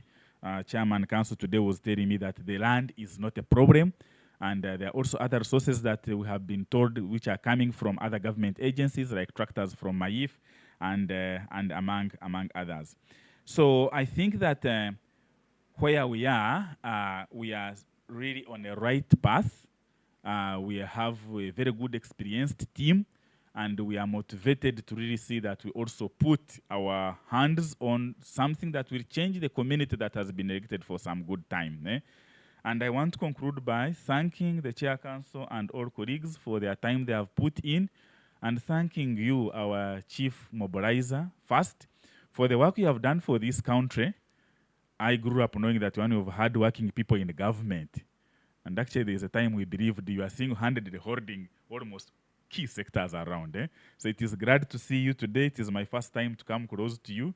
And I'm very happy to see one of the hard-working people in this country now close. Thank you very much. And we really believe that with you, we shall complete this ambitious project. We really believe that. We really believe that. So, colleagues, thank you very much. And this is just a highlight, but we have been doing so much. And the time is against us. I'm called Godfrey Bagonza. I'm specialized in education with a special bias in economics of education. And I teach in the faculty, in the School of Education at Kyambogo University. In KAPATU, I'm spearheading the Faculty of Education. And our vision in the Faculty of Education is research, teaching, and community engagement. Those are the three core pillars that define our vision. For the Faculty of Education, for the start, we shall run 3 programs. One is the MPhil Peace, Security, and Strategic Studies, which Dr. Banda is spearheading the design of that. Council talked about that. Then we have specialized education programs, mainly for the primary schools, where we have the Bachelor of Education, primary. We have the Diploma in Education, primary. So we plan that these programs begin immediately. The unique aspects with these programs, mainly in education, targeting teachers, want to make them practical. For instance, we shall have Bachelor of Education, Arts and Humanities Education, to teach teachers of language, history, and other humanities subjects. Then we shall have the Bachelor of Science with Education, to teach, of course, the traditional science subjects. But we shall have the Bachelor of Vocational Studies, and that's where we want to put our emphasis. Bachelor of Vocational Studies with education, with biases in technological studies with education, agriculture with education, art and design with education, so that when you produce someone who fails to teach, they can do other things which they have learned practically. We shall also have other special courses like ECD, Early Childhood Education, which is important, and we shall liaise with the Faculty of Health to handle that. Then we shall also have special needs education. So that is the entire structure and vision that we have for this program. About the MPhil, briefly, the questions we are raising, we are targeting executives for the MPhil. How shall we handle this? We have done research and we are engaging with the IT departments about online learning spaces. Members talked about the internet, online learning spaces like Moodle, Blackboard, Brightspace, instructional canvas. This one should be able to help us interact with the participants in these programs. I thank you so much. Right Honorable Amama Mbabazi, my brother Severino, the Vice Chancellor Chango Machu, and the rest of our colleagues. Really, me, I'm not reinventing the wheel, but only to add also a brief on what these colleagues have said. But basically, one thing about historical. I'm happy that we are now talking about Karamoja, making it look like the rest of the world. I remember in 1968, when I was a young child in Karamoja, I witnessed the first murder, where a man and a woman were cut into blankets and were brought to the police station, where my father was working there. That thing got stuck in my head. As if that was not enough, in 1972-73, I saw the first execution of a man in my village in a place called Nkunda with a 7-inch nail in the head. that had stolen coffee. Now, I think that's what has made me become a security officer and so on, where I've been now for the last 37 years, if I can still proceed, but I hope I'm in my evening time. Anyway, about security, we can talk until the cows come back. I've seen the sketch plan you have put here, but of course now I've seen the access. We need to sit together and see. You have put the access. What are the escape routes? Where are they? What can we do about the area, the assembly area? Should there be a problem? Because now we're talking about Karamoja being a problem of the security. We're looking at how do you access, how do you assemble, how do you exit? And number three, we are talking about the security generally, but the human security, and look at even at technical. Because these days, to hit somebody or go somewhere, you don't need to be there. What are we doing about when we want to build some of these structures? Because today the technology, when you go to Asia, I have somebody in Kenya who is responsible for this region and by Malaysians. These days, they build things to do with the timber. They are fireproof, waterproof, name them. So number four, I've seen here, you talk about, we have not put in the bunker system. If something happens, because you see where we are, it's a volatile area. People coming from, they would be coming from Somalia, coming from Sudan, and so on and so forth. Somebody, you heard what happened in Kenya, in the university. If people came and attacked the university, how do you evacuate? How do you secure people so that people can be able to remove them from there? Now, of course, we're not going to work out of the blue. We are going to build on the SWOT analysis. There's already security, but how are we going to do it? We need to look at the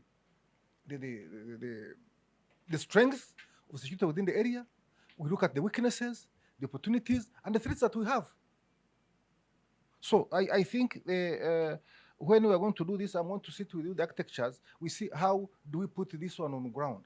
Because I've seen when you enter, like those manyatas, I think they're only the entry point, no exit. You wait at the door and somebody so we need to, how do you evacuate somebody who has got a problem there? For example, the university, you talked about that road. So now, sir, my security component, I'm going to look, and we design, we're going to look at the security assessment of the whole area. It's not about, I have a gun, I'm securing people. No. One of the problems, we're going to look at the food security, we look at the water security, we look at the air security, and name them and so on. Agriculture, I've heard about it. You need to put in. The Karamoja, I think they're about maybe, I don't know how many millions are there, about 7 or 10. Can you be the first university to have those silos that if hunger comes, you can supply Karamoja, everybody to eat for the whole year without food? So that now you become now hands-on. So when I want to talk about security, it's going to be very component and comprehensive, because that's what we're going to look at. And then number three, you want everybody to go and learn. We are urging, there's a law, sir, I need to brief you that there is what we call the Mfugo Protocol. I've been involved in making that. Uganda is the only country that ratified the Mfugo Protocol, where other countries in the region have not. And now, it has been now, it's coming to be amended on Mfugo Protocol, so that they can be able to see about these animals. We're talking about Karamoja. When you look at the cattle dispensation in the whole continent, Uganda, we are only 14 million, but like in Ethiopia, there are 67 million cows, cattle. So in that, how can we manage this? So this is what we need to look at when we're going to look at security. We're going to look at where we are going, and how are we reaching there. That's what I'm going to look at, to look at the security situation on all of that.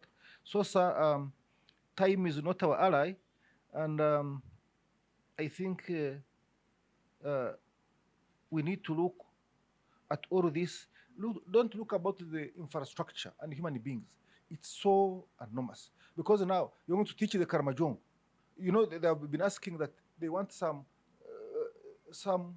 grades to go down. If you're recruiting somebody with a university degree, take them as all over universities. So we need to look at, we are going to teach them can you be able to find out how to teach them in Akara Mahjong so that you can be able to have everybody is inclusive, even an old woman, because you should have even somebody who is an expert in cattle wrestling. He shows you how they wrestle, then you can be able to have a medicine for that. So that's me, everything to be hands-on. This is not about the other theory we're talking about. It's about to not. So if you do that, the security of the component will be okay. I'm looking at where I am. So I wanted maybe those who don't know, I am the director currently. I don't know tomorrow what it will be.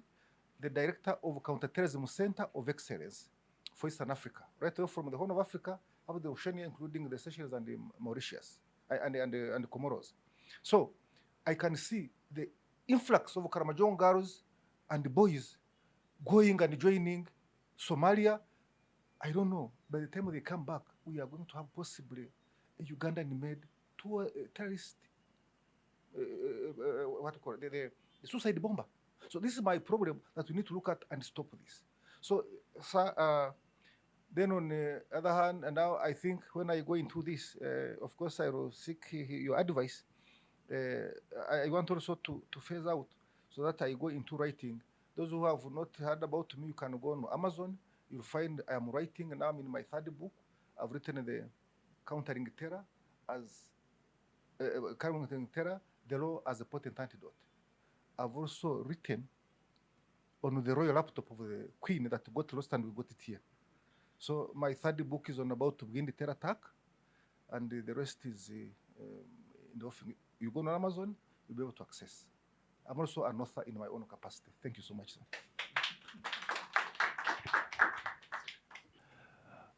Right Honorable, and our international mobilizer, chair, and fellow colleagues, I had declined to say something because I was mindful of time.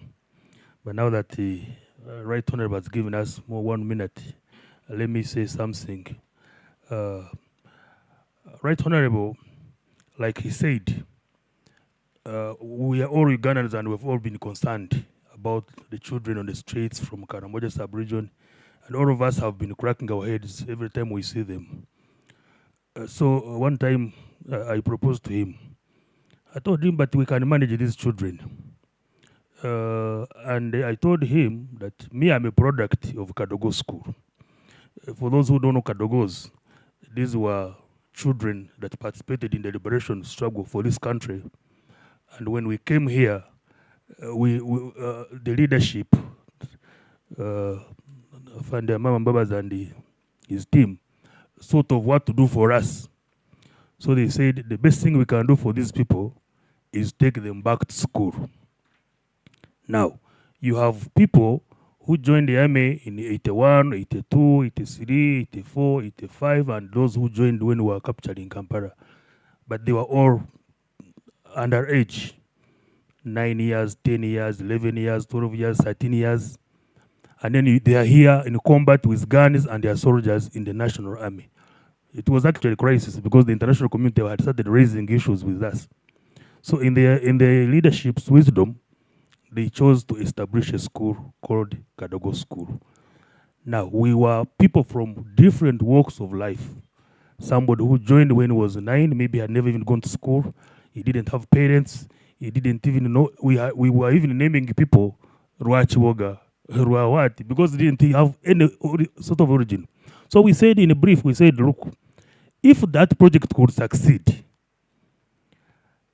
because these people had been out of their families for about 5 years, 6 years, and most of them didn't even know where they picked them from or where they came from. Neither could even know their parents, where they were living or not. So, but the government was able to establish a school, connect all of them from the rest of the country. We were about 3,000 of us, those who were able to go to Mbarara, about 3,000, and we were able to get education. Of course, I may not speak the best English, but at least I can communicate. So if we could succeed, we can succeed with other communities that we think they need to be helped. So I told him I'm very much willing to bring that concept, which I still remember, so that we integrate it into the Attica region, because that's where the majority of the people who need such assistance are, and they're aware. So, of course, with this team, we decided to say now, let us use it as a transformative, tool to make sure the region comes up and we all be happy about our brothers and sisters whom we think have not been privileged enough to be where we are. So, Right Honorable, we are here to work, and we can promise that we will deliver because we have always delivered. Currently, I am the Director of Legal Affairs at Operation Risk Creation. Right Honorable, it was also not a small presidential initiative, but we've been able to achieve the little we did. So we believe that once we decide to do something, we get something for our people. Thank you very much. Thank you very much. The Honorable Amama Mbabazi, Chair Council, and the rest for your time and commitment. Dr. Dennis Katevire is my name. Excuse me. And as you're already aware, I'm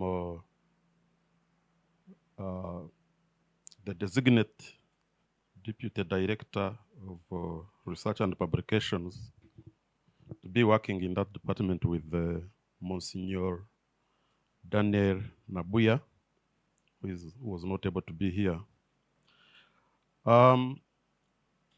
This directorate is critical.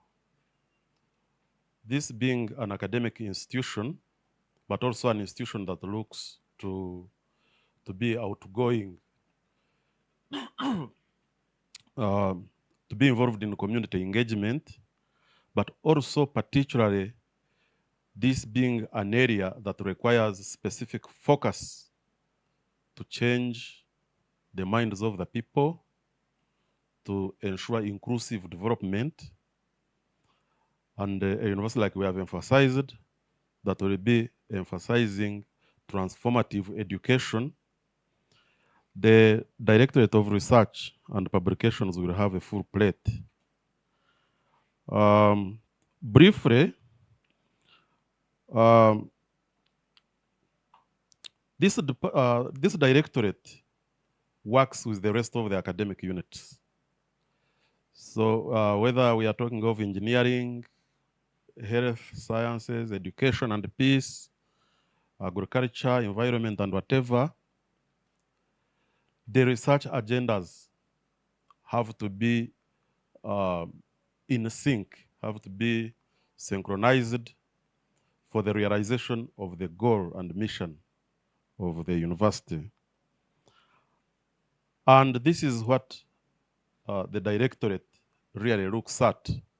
The directorate is a kind of a tailor or a builder or a network administrator who looks at the various aspects and synchronizes them. Like I've mentioned before, we in KAPATU will have to develop our research agenda. But the research agenda must not be isolated from the national research agenda. So the directorate looks at the national development priorities, liaises with the National Planning Authority, with the National Council for Science and Technology, and look at the pressing needs. But in our case, we are focusing on the Karamoja with its unique needs. So we have to sit down and design themes. Look at the themes that are critical and how do we weave them? How do we integrate the core needs of the immediate societies that we are working with? And like Chair indicated, communities that go beyond Karamoja per se, but the surrounding, the Horn, with its turbulence, Southern Sudan, Kenya, and so on. So we bring all these on board. So working with the other academic units, the faculties and departments to, move together in developing the themes, but also in the implementation of the same. Honorable, we are at the start, much as the university has not opened its gates yet.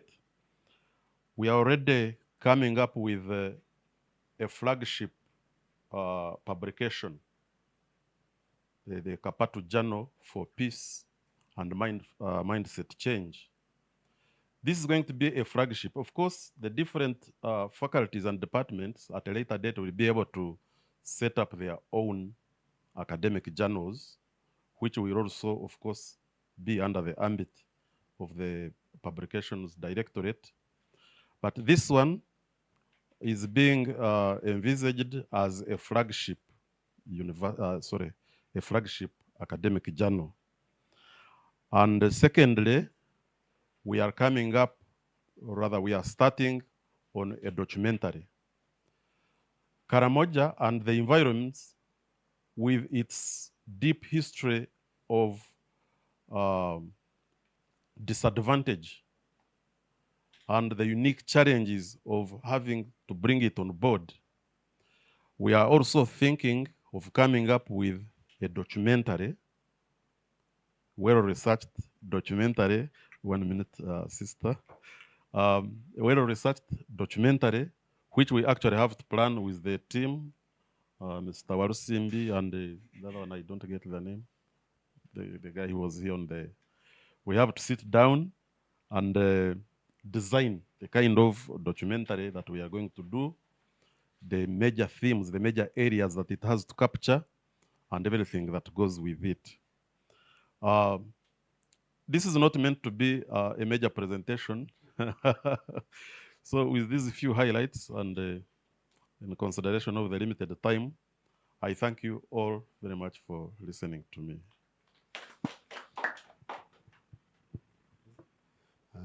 Right Honorable Amama Mbabazi, our international fundraiser, the chairperson, University Council, the Deputy Vice Chancellor, and dedicated members of the KAPATU Taskforce. My name is Martin Kato, and I'm an accountant by profession. I'm employed in a consultancy firm here in Kampala, and I've been designated University Bursar. Right Honorable, together with this dedicated team, we have crafted and come up with a proposed budget that spans the first 5 years of this operation. It has been benchmarked against Chambogo University financial estimates for the financial year 2023-2024. This budget covers 4 faculties, 2 directorates, and the Presidential Scholarship Scheme. This budget is made up of recurring expenses, which include wage expenses, non-wage expenses, which covering operational needs and the daily running of the university. This budget is also made up of a capital development expense that includes investment in infrastructure, equipment that are crucial for long-term growth and sustainability. Right Honorable, our budget estimates for the initial 5 years are as follows. Year 1, UGX 296 billion. Year 2, UGX 180 billion. Year 3, UGX 189 billion. Year 4, 200 billion. Year 5, UGX 168 billion. Right Honorable, allow me to break down the budget of the first year. Okay. Right Honorable, our primary source of funding, as you mentioned earlier, is government, but we also hope that to be complemented by additional support from donations, grants, and other non-taxable revenue. This budget has been designed not only to meet immediate needs, but also to lay a strong foundation for future growth. We project a reduction in the annual budget over the next 5 years due to gradual completion of primary capital development, as well as improved, efficient, and sufficient financial management. Right Honorable, we thank you for your continued support and commitment to KAPATU. Thank you. Right Honorable John Patrick Amama Mbabazi, IGP, Chair University Council. My name is Loita Khori Everest. I'm the Director Legal Affairs. I'm an advocate, a senior legal consultant with Snob Sinji Severino and Company Advocates. I'm also the President Karamoja Legal Fraternity. That might not make sense to you right now. I'm the president of those of Abodo, the DPP, the P of CJ. We also discipline them on a number of issues. So they're under me. They're in Karamoja. They're here in the country. They're under someone else. I wanted to say something. I'm probably the only Karamojang in the room. You must clap for me for that. There are others who are supposed to have been here, but they are committed elsewhere. I'm so honored, and I want to appreciate the vision bearers of KAPATU for coming up with this idea, which I believe is right intention and will definitely make us go in the books of history as one of those group of people that came up with a formidable solution for Karamoja. I want to report to the room here, and you, Right Honorable, that the Karamojongs are waiting for this to take shape. I've been in the region, I practice in the region, and that's where I live. I was actually born there, raised there, studied there, until I came to Makere Law School and then LDC. The people are like, this should have been yesterday. I went with the team moving around, and they're ready to receive. Actually, I was happy when you raised the issue of the community involvement. That is very, very ready. The community is ready to receive the idea. The only thing that we have to focus on is the strategy and the approach. The strategy and approach, which I believe my team here has done their baseline survey, and I'm sure they're trying to get the best approach to penetrate these communities to cause the transformation that we need. Why am I happy about this idea actually? Just as the rest of Karamoja. The problems of Karamoja, as some other people would look at them, are not actually for Karamoja alone. Karamoja is the best place for anyone in the world. Israelis were rumored to have been interested in coming to Karamoja and doing business and that. The problems of Karamoja are problems of Uganda. Uganda has lost a lot of money trying to transform Uganda, to transform Karamoja. Uganda has lost a number of soldiers. I believe you know them. The late Major Rushande, and a number of other soldiers. Because of these problems of Karamoja, when we come here, we're not solving the problems of Karamoja, but the problems of Uganda. And I'm happy for this initiative, and I pray and believe that the God that directs us will make it a success.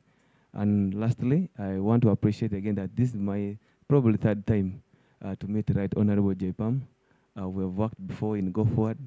I was a right man in the ground. And now I was the leader of students at Makere by then when we were at Serena launching the manifesto. We're here again. Thank you so much. Right Honorable, permit me briefly to respond to some of the 3 points that you have raised, which are very critical.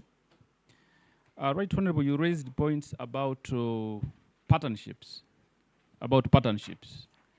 And I would like to inform you, sir, that our legal department has got a DVC in charge of legal affairs, and with the full director, they have drafted an MOA, a memorandum of agreement, in consultation with the diocese and other stakeholders, to be signed between the government of Uganda and the Catholic Church in Kotido and the Catholic Royal Society International. We have had a discussion with the Vice President between the Bishop of Kotido and myself in my capacity and in his capacity, and we have signed that document, and it is awaiting the signature of the President. hopefully he has consulted the Attorney General for advice. So for purposes of quick follow-up, that is a point I needed to bring forward. There is another document, Right Honorable, which is for the appointment of the task force. The bishop, in his capacity as a bishop and the president of the university, has signed it. I have also signed it. It is awaiting the signature of the president. And we have been waiting and waiting. We can't push the president. We can only wait. And we hope that now that we have had a very constructive and detailed engagement, you will follow up with him. It is important that he signs so that we can make the next step. Unless he signs those two documents, it becomes difficult for us to move, and I'm talking legally, because we have done the legal analysis, we have ensured that we have looked at the law and ensured compliance, and unless the president signs it, it will be difficult for us to move, and the Karamojongo will ask us what we've been doing. So it ties us. Our hands are tied at that point. Right Honorable, you talked about a point of education being a responsibility of government. That is very true. We agree with you entirely. From 2014, when I started on the project with the Assistant Inspector General of Police, Mr. Nungusa John, we were aware. And our responsibility as the Catholic Lawyers Society International has always been and shall always be to identify the point where the government has not been able to deliver on its promise to the people. We study it, we understand it, and we provide an intervention. And when we studied what has been happening in this country, we noticed that this place has not been able to develop because of this. So we came in basically to provide an intervention, and we think that the government should be able to welcome what we did, because we are helping the government to perform its role, to deliver on its promise for the people. So the thing that we urgently need are the president to sign those two documents and to avail us 30 billion while we wait to go through other government financial processes to be able to go through the appropriation processes. We are aware of how tedious it is to go through the appropriation. Now, they have already passed the budget. So, having passed the budget, that makes it a little technically difficult for us to move very fast, but we know that the president, as our chancellor, he will be able to find a way. Right Honorable, the president wrote to us, and he said, he promised us he will do everything in his power to make sure that we deliver on this. So we are counting on that promise, that he can avail us 30 billion. We know he has many ways. We know there is where he can get it. And then we shall be able to put it back when the appropriation process is done. We hope that he can be able to look at the fund where he gets donations, because this money will really be a donation to the people of Karamoja. We will do everything for and on his behalf to make sure that we deliver. So we do not want to be found wanting. So we would like him to do that, and also to help us to approve our budget so that we are moved. We have done everything we can. All these professionals, Right Honorable, they have done what is technically necessary. And we can't let you down, because we have been your foot soldiers. We have really done everything that we know that cannot mislead the president, cannot mislead you. Even if you went back to the technocrats in the Ministry of Justice or in the Ministry of Finance, they would come to the same conclusion that we have done. So, Right Honorable, I thought I needed to respond to that very quickly. But before I take leave, there is something that Dr. Baguma was supposed to have talked about Kanawat Hospital in terms of needs assessment. I think it is critical that we hear about it. Kanawat Health Center 3, and what he intends to do about it in the very, very short run, because it provides an immediate solution. Yeah, thank you, Chair. Right Honorable Member, was the current institution we have for training medical students is Health Center 3. It's just Health Center 3. Ordinarily, we need a teaching hospital that has different specializations to be able to effectively instruct the students. And the hospital there is in Kotido is a general hospital. It's a recently upgraded Center 4, which is a general hospital, and it has serious gaps in terms of human resources, in terms of infrastructure and equipment, and therefore is not conducive for training medical students and nurses. The bishop already assigned us Diary Center 3 and the land around it as a part of the area we need to transform into a factory sciences. Our first step is to mobilize resources to upgrade it to a general hospital. Now, that's the initial step to enable us to have a teaching environment. We are signing an MOU with the Moroto Regional Hospital. We are also signing an MOU with Matanyi Hospital.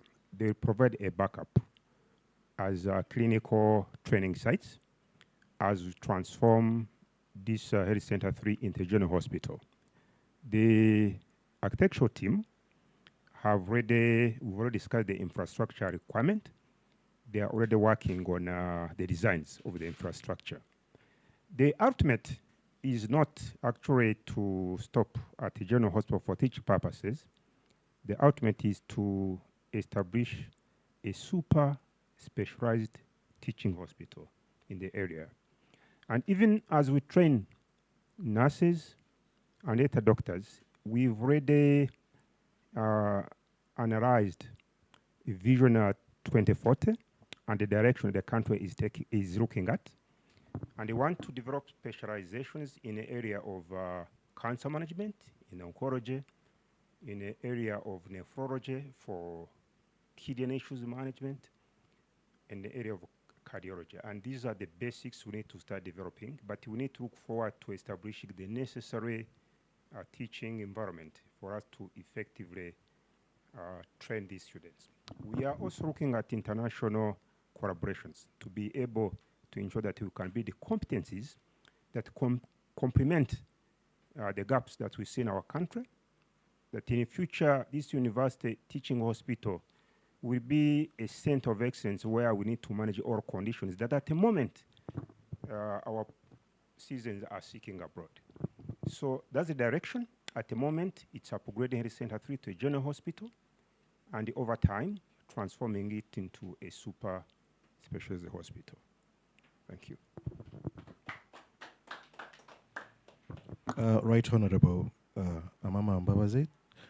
I'm sure most of us, and I think colleagues, this is an opportunity that we have really looked forward to. The idea of KAPATU and having yourself listen to the expressions of the team here is that everybody is overwhelmed and very willing to operationalize this university. And we must definitely express our very sincere appreciation to Chair, the Chair of the Council of KAPATU. Believe you me, I had an opportunity to just interact with him once, and that was it.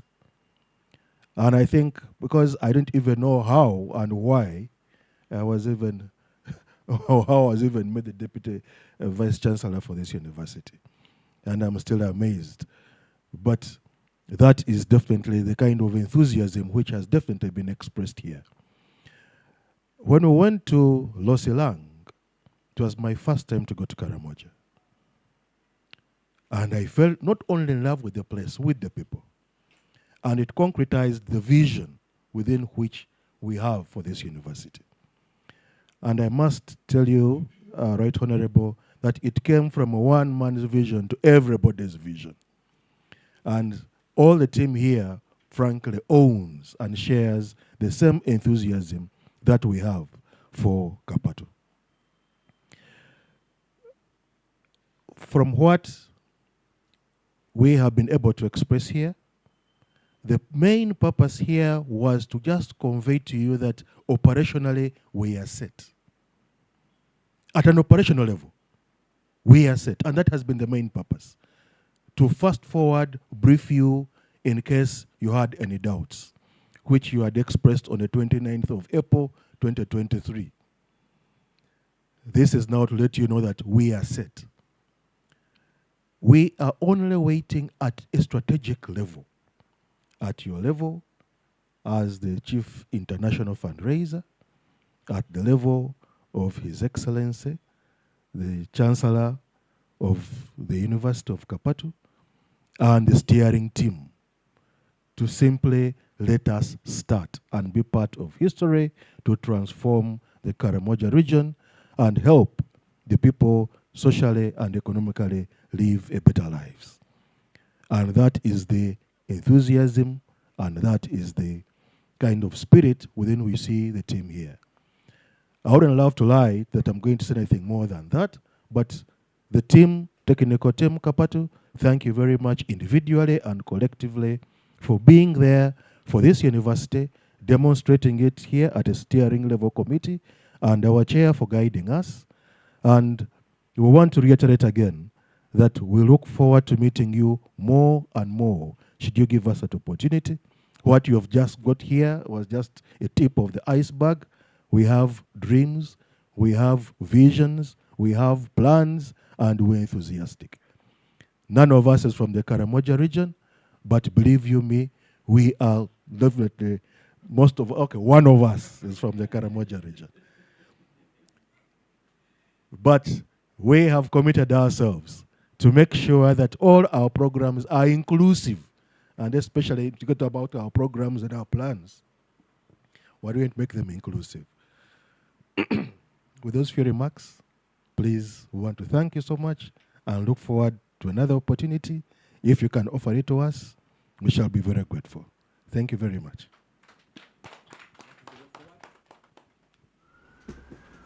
So I look forward to receiving the minutes. I don't know if we can say we took decisions in this discussion, but I suppose there are follow-up points that came up in the course of the presentations and discussions.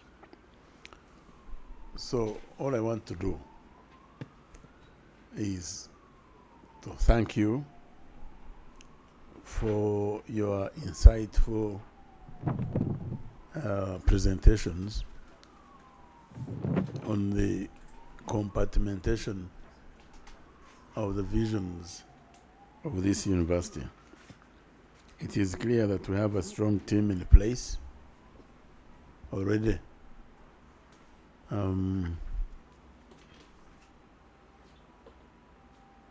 Ready to make Karamoja Peace and Technology University, which you call KAPATU.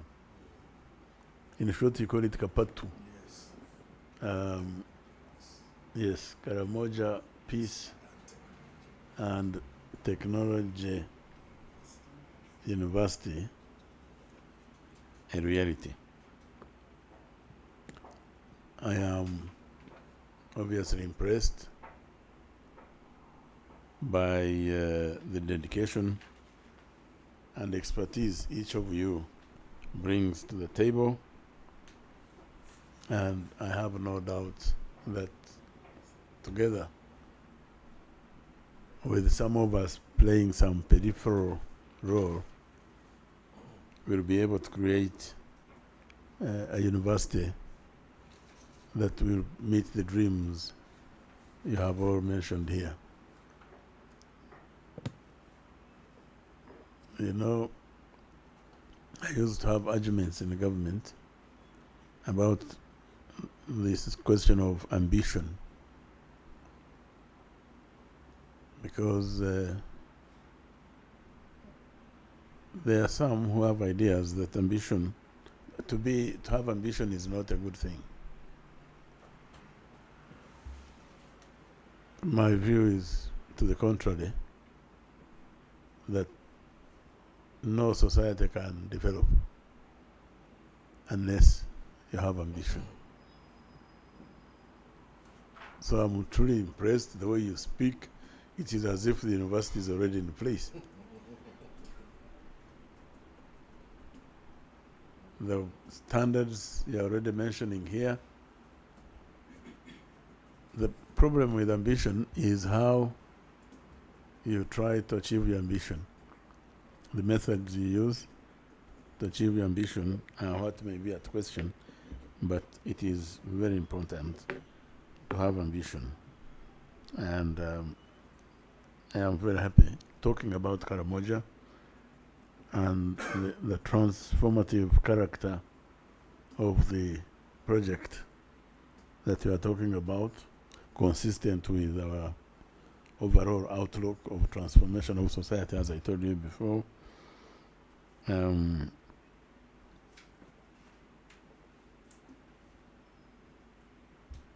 This university will not only create that, but also promote peace and technological advancement of the region. When I met, one time I met the former Prime Minister of Britain, Gordon Brown. He was working as a special advisor of the Secretary General of the UN on education. And you know, they were concerned about Karamoja. The fact that the people in Karamoja at this time and age, they still live nomadic lives. And they asked, how can we help? He asked Gordon Brown. Well, I told him we had taken some initiatives. You know, we introduced mobile schools in Karamoja. So we have nomadic schools. You move, we move with you. Why? That's the reason why I was talking about involvement of the community. So that you understand the community fully, that you are trying to change, but also the community understands you. So they offered to fund that program. I have not followed because I left government at that time. I don't know if that went on, but they offered to fund that program to change Karamoja through education.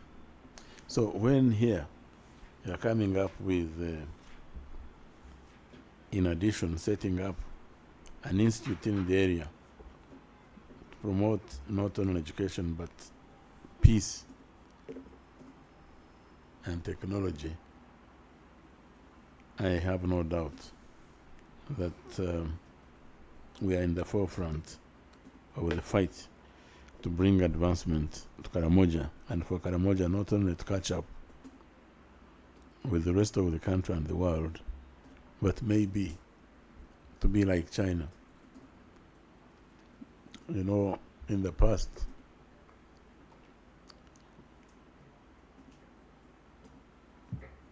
because of, I think, propaganda by the West, our controllers, the only goods of high quality came from Europe, from England actually, from Britain. If your shirt had a label saying made in England, you would pay any price. But if it was made in China, you would hesitate, even pay for it. You would only buy it if you couldn't afford the others. But today, I have been involved in international discussions about the world order. You know the world order? After 1945 peace, and after the Second World War, a new world order was put in place,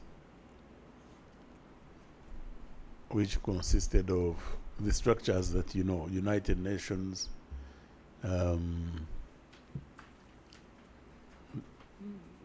give a platform to all nations to be able to freely express themselves. the United Nations Security Council, which took on the role of peace and security of the world,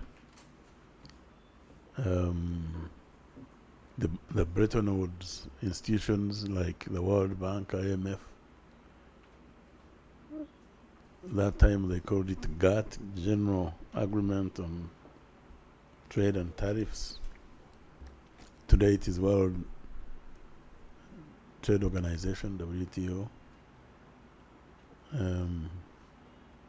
The International Court of Justice. You know, all those institutions were set up to address possible causes of conflict among nations, among people. And they have worked, because for nearly 80 years, we have not had a world war. So what is the problem? What is the challenge? The challenge is that those victors, the ones who won the war, were the ones that drew up this international peace architecture. And it was mainly centered on protecting their interest, of course. The US and the allies, Soviet Union and the allies,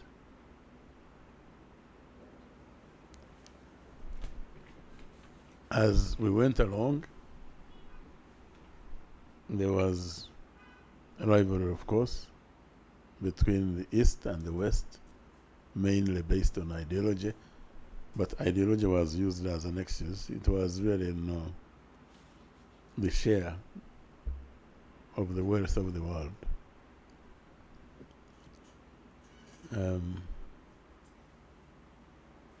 So the West worked hard to undermine the East, and eventually by 1991 the Soviet Union collapsed. So whereas we had a bipolar world where you had a balance of terror between the East and the West, now the West became the dominant power. And they thought that's what they had always wanted, and that was it. So what happened? What challenges does this security architecture have today? Because the world has changed. China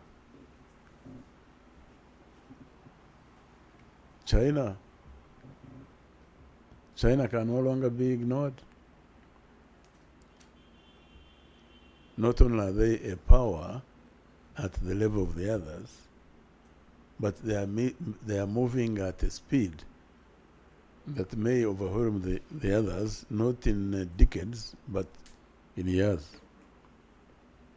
So now in these international conferences where I have been participating, the question is, how do we manage the strategic rivalry that threatens world peace?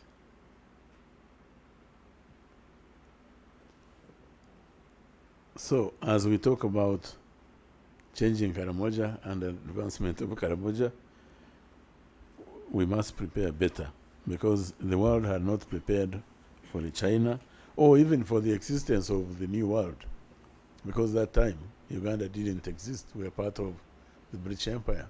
Now you have China, you have now Russia emerging.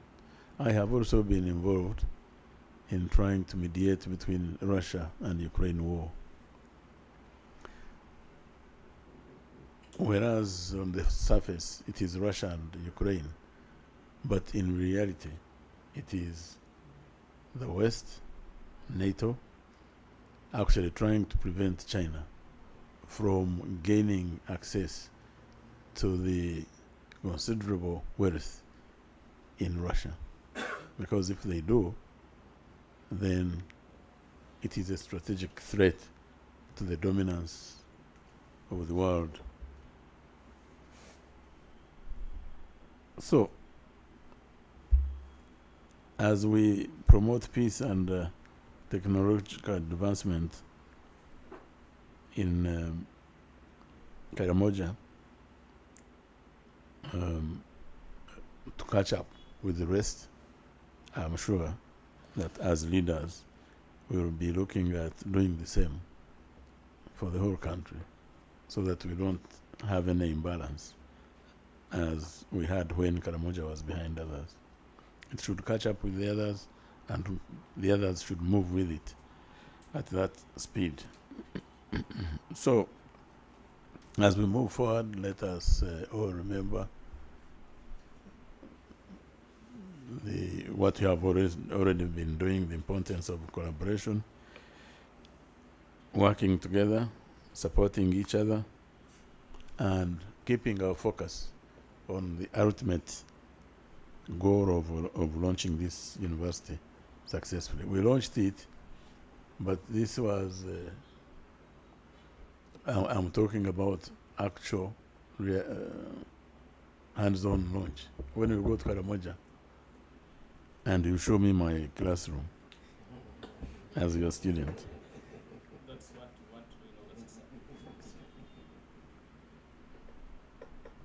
Obviously, if I may repeat this point, I am excited about the potential of KAPATU, Karamoja Peace and Technology University, and the positive impact it will have on the community, given the history I told you.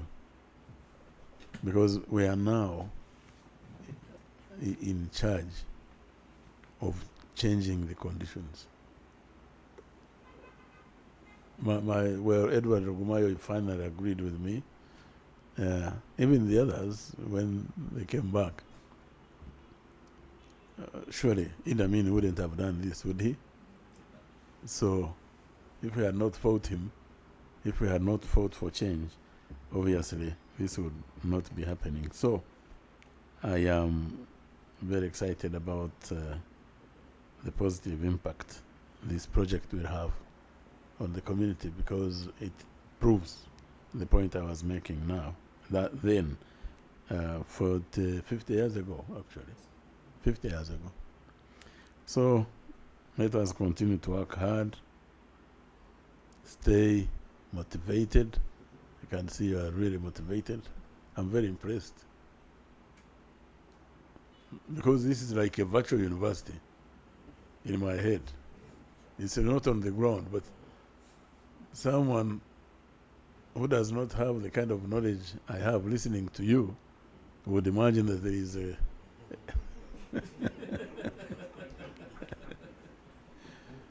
So let us continue to work hard, stay motivated, and strive for excellence in what we do.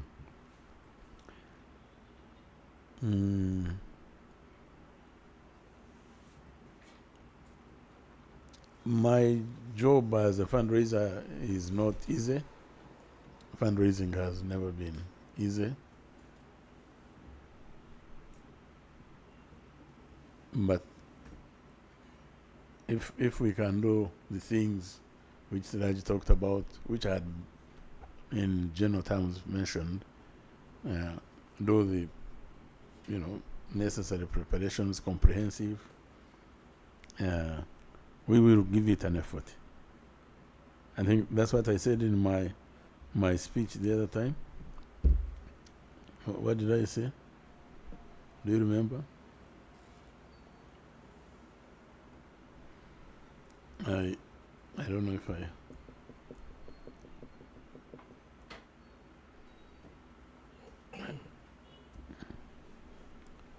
when I accepted when I accepted this job, is it a job?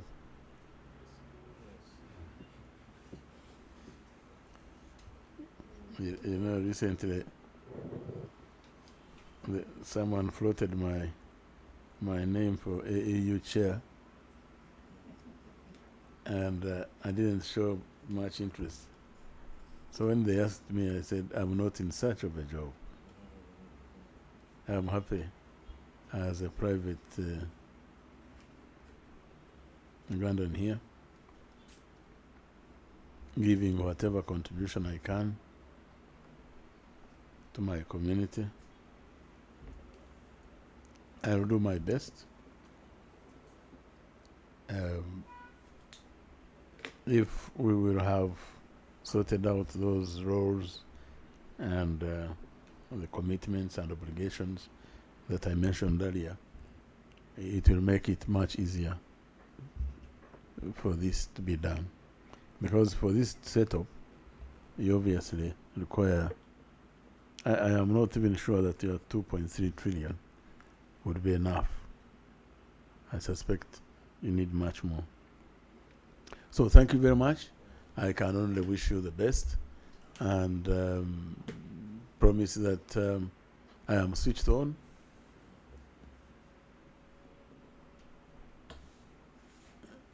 With the limitations I have, I'll give you my best. Thank you. Thank you very much. So that's it.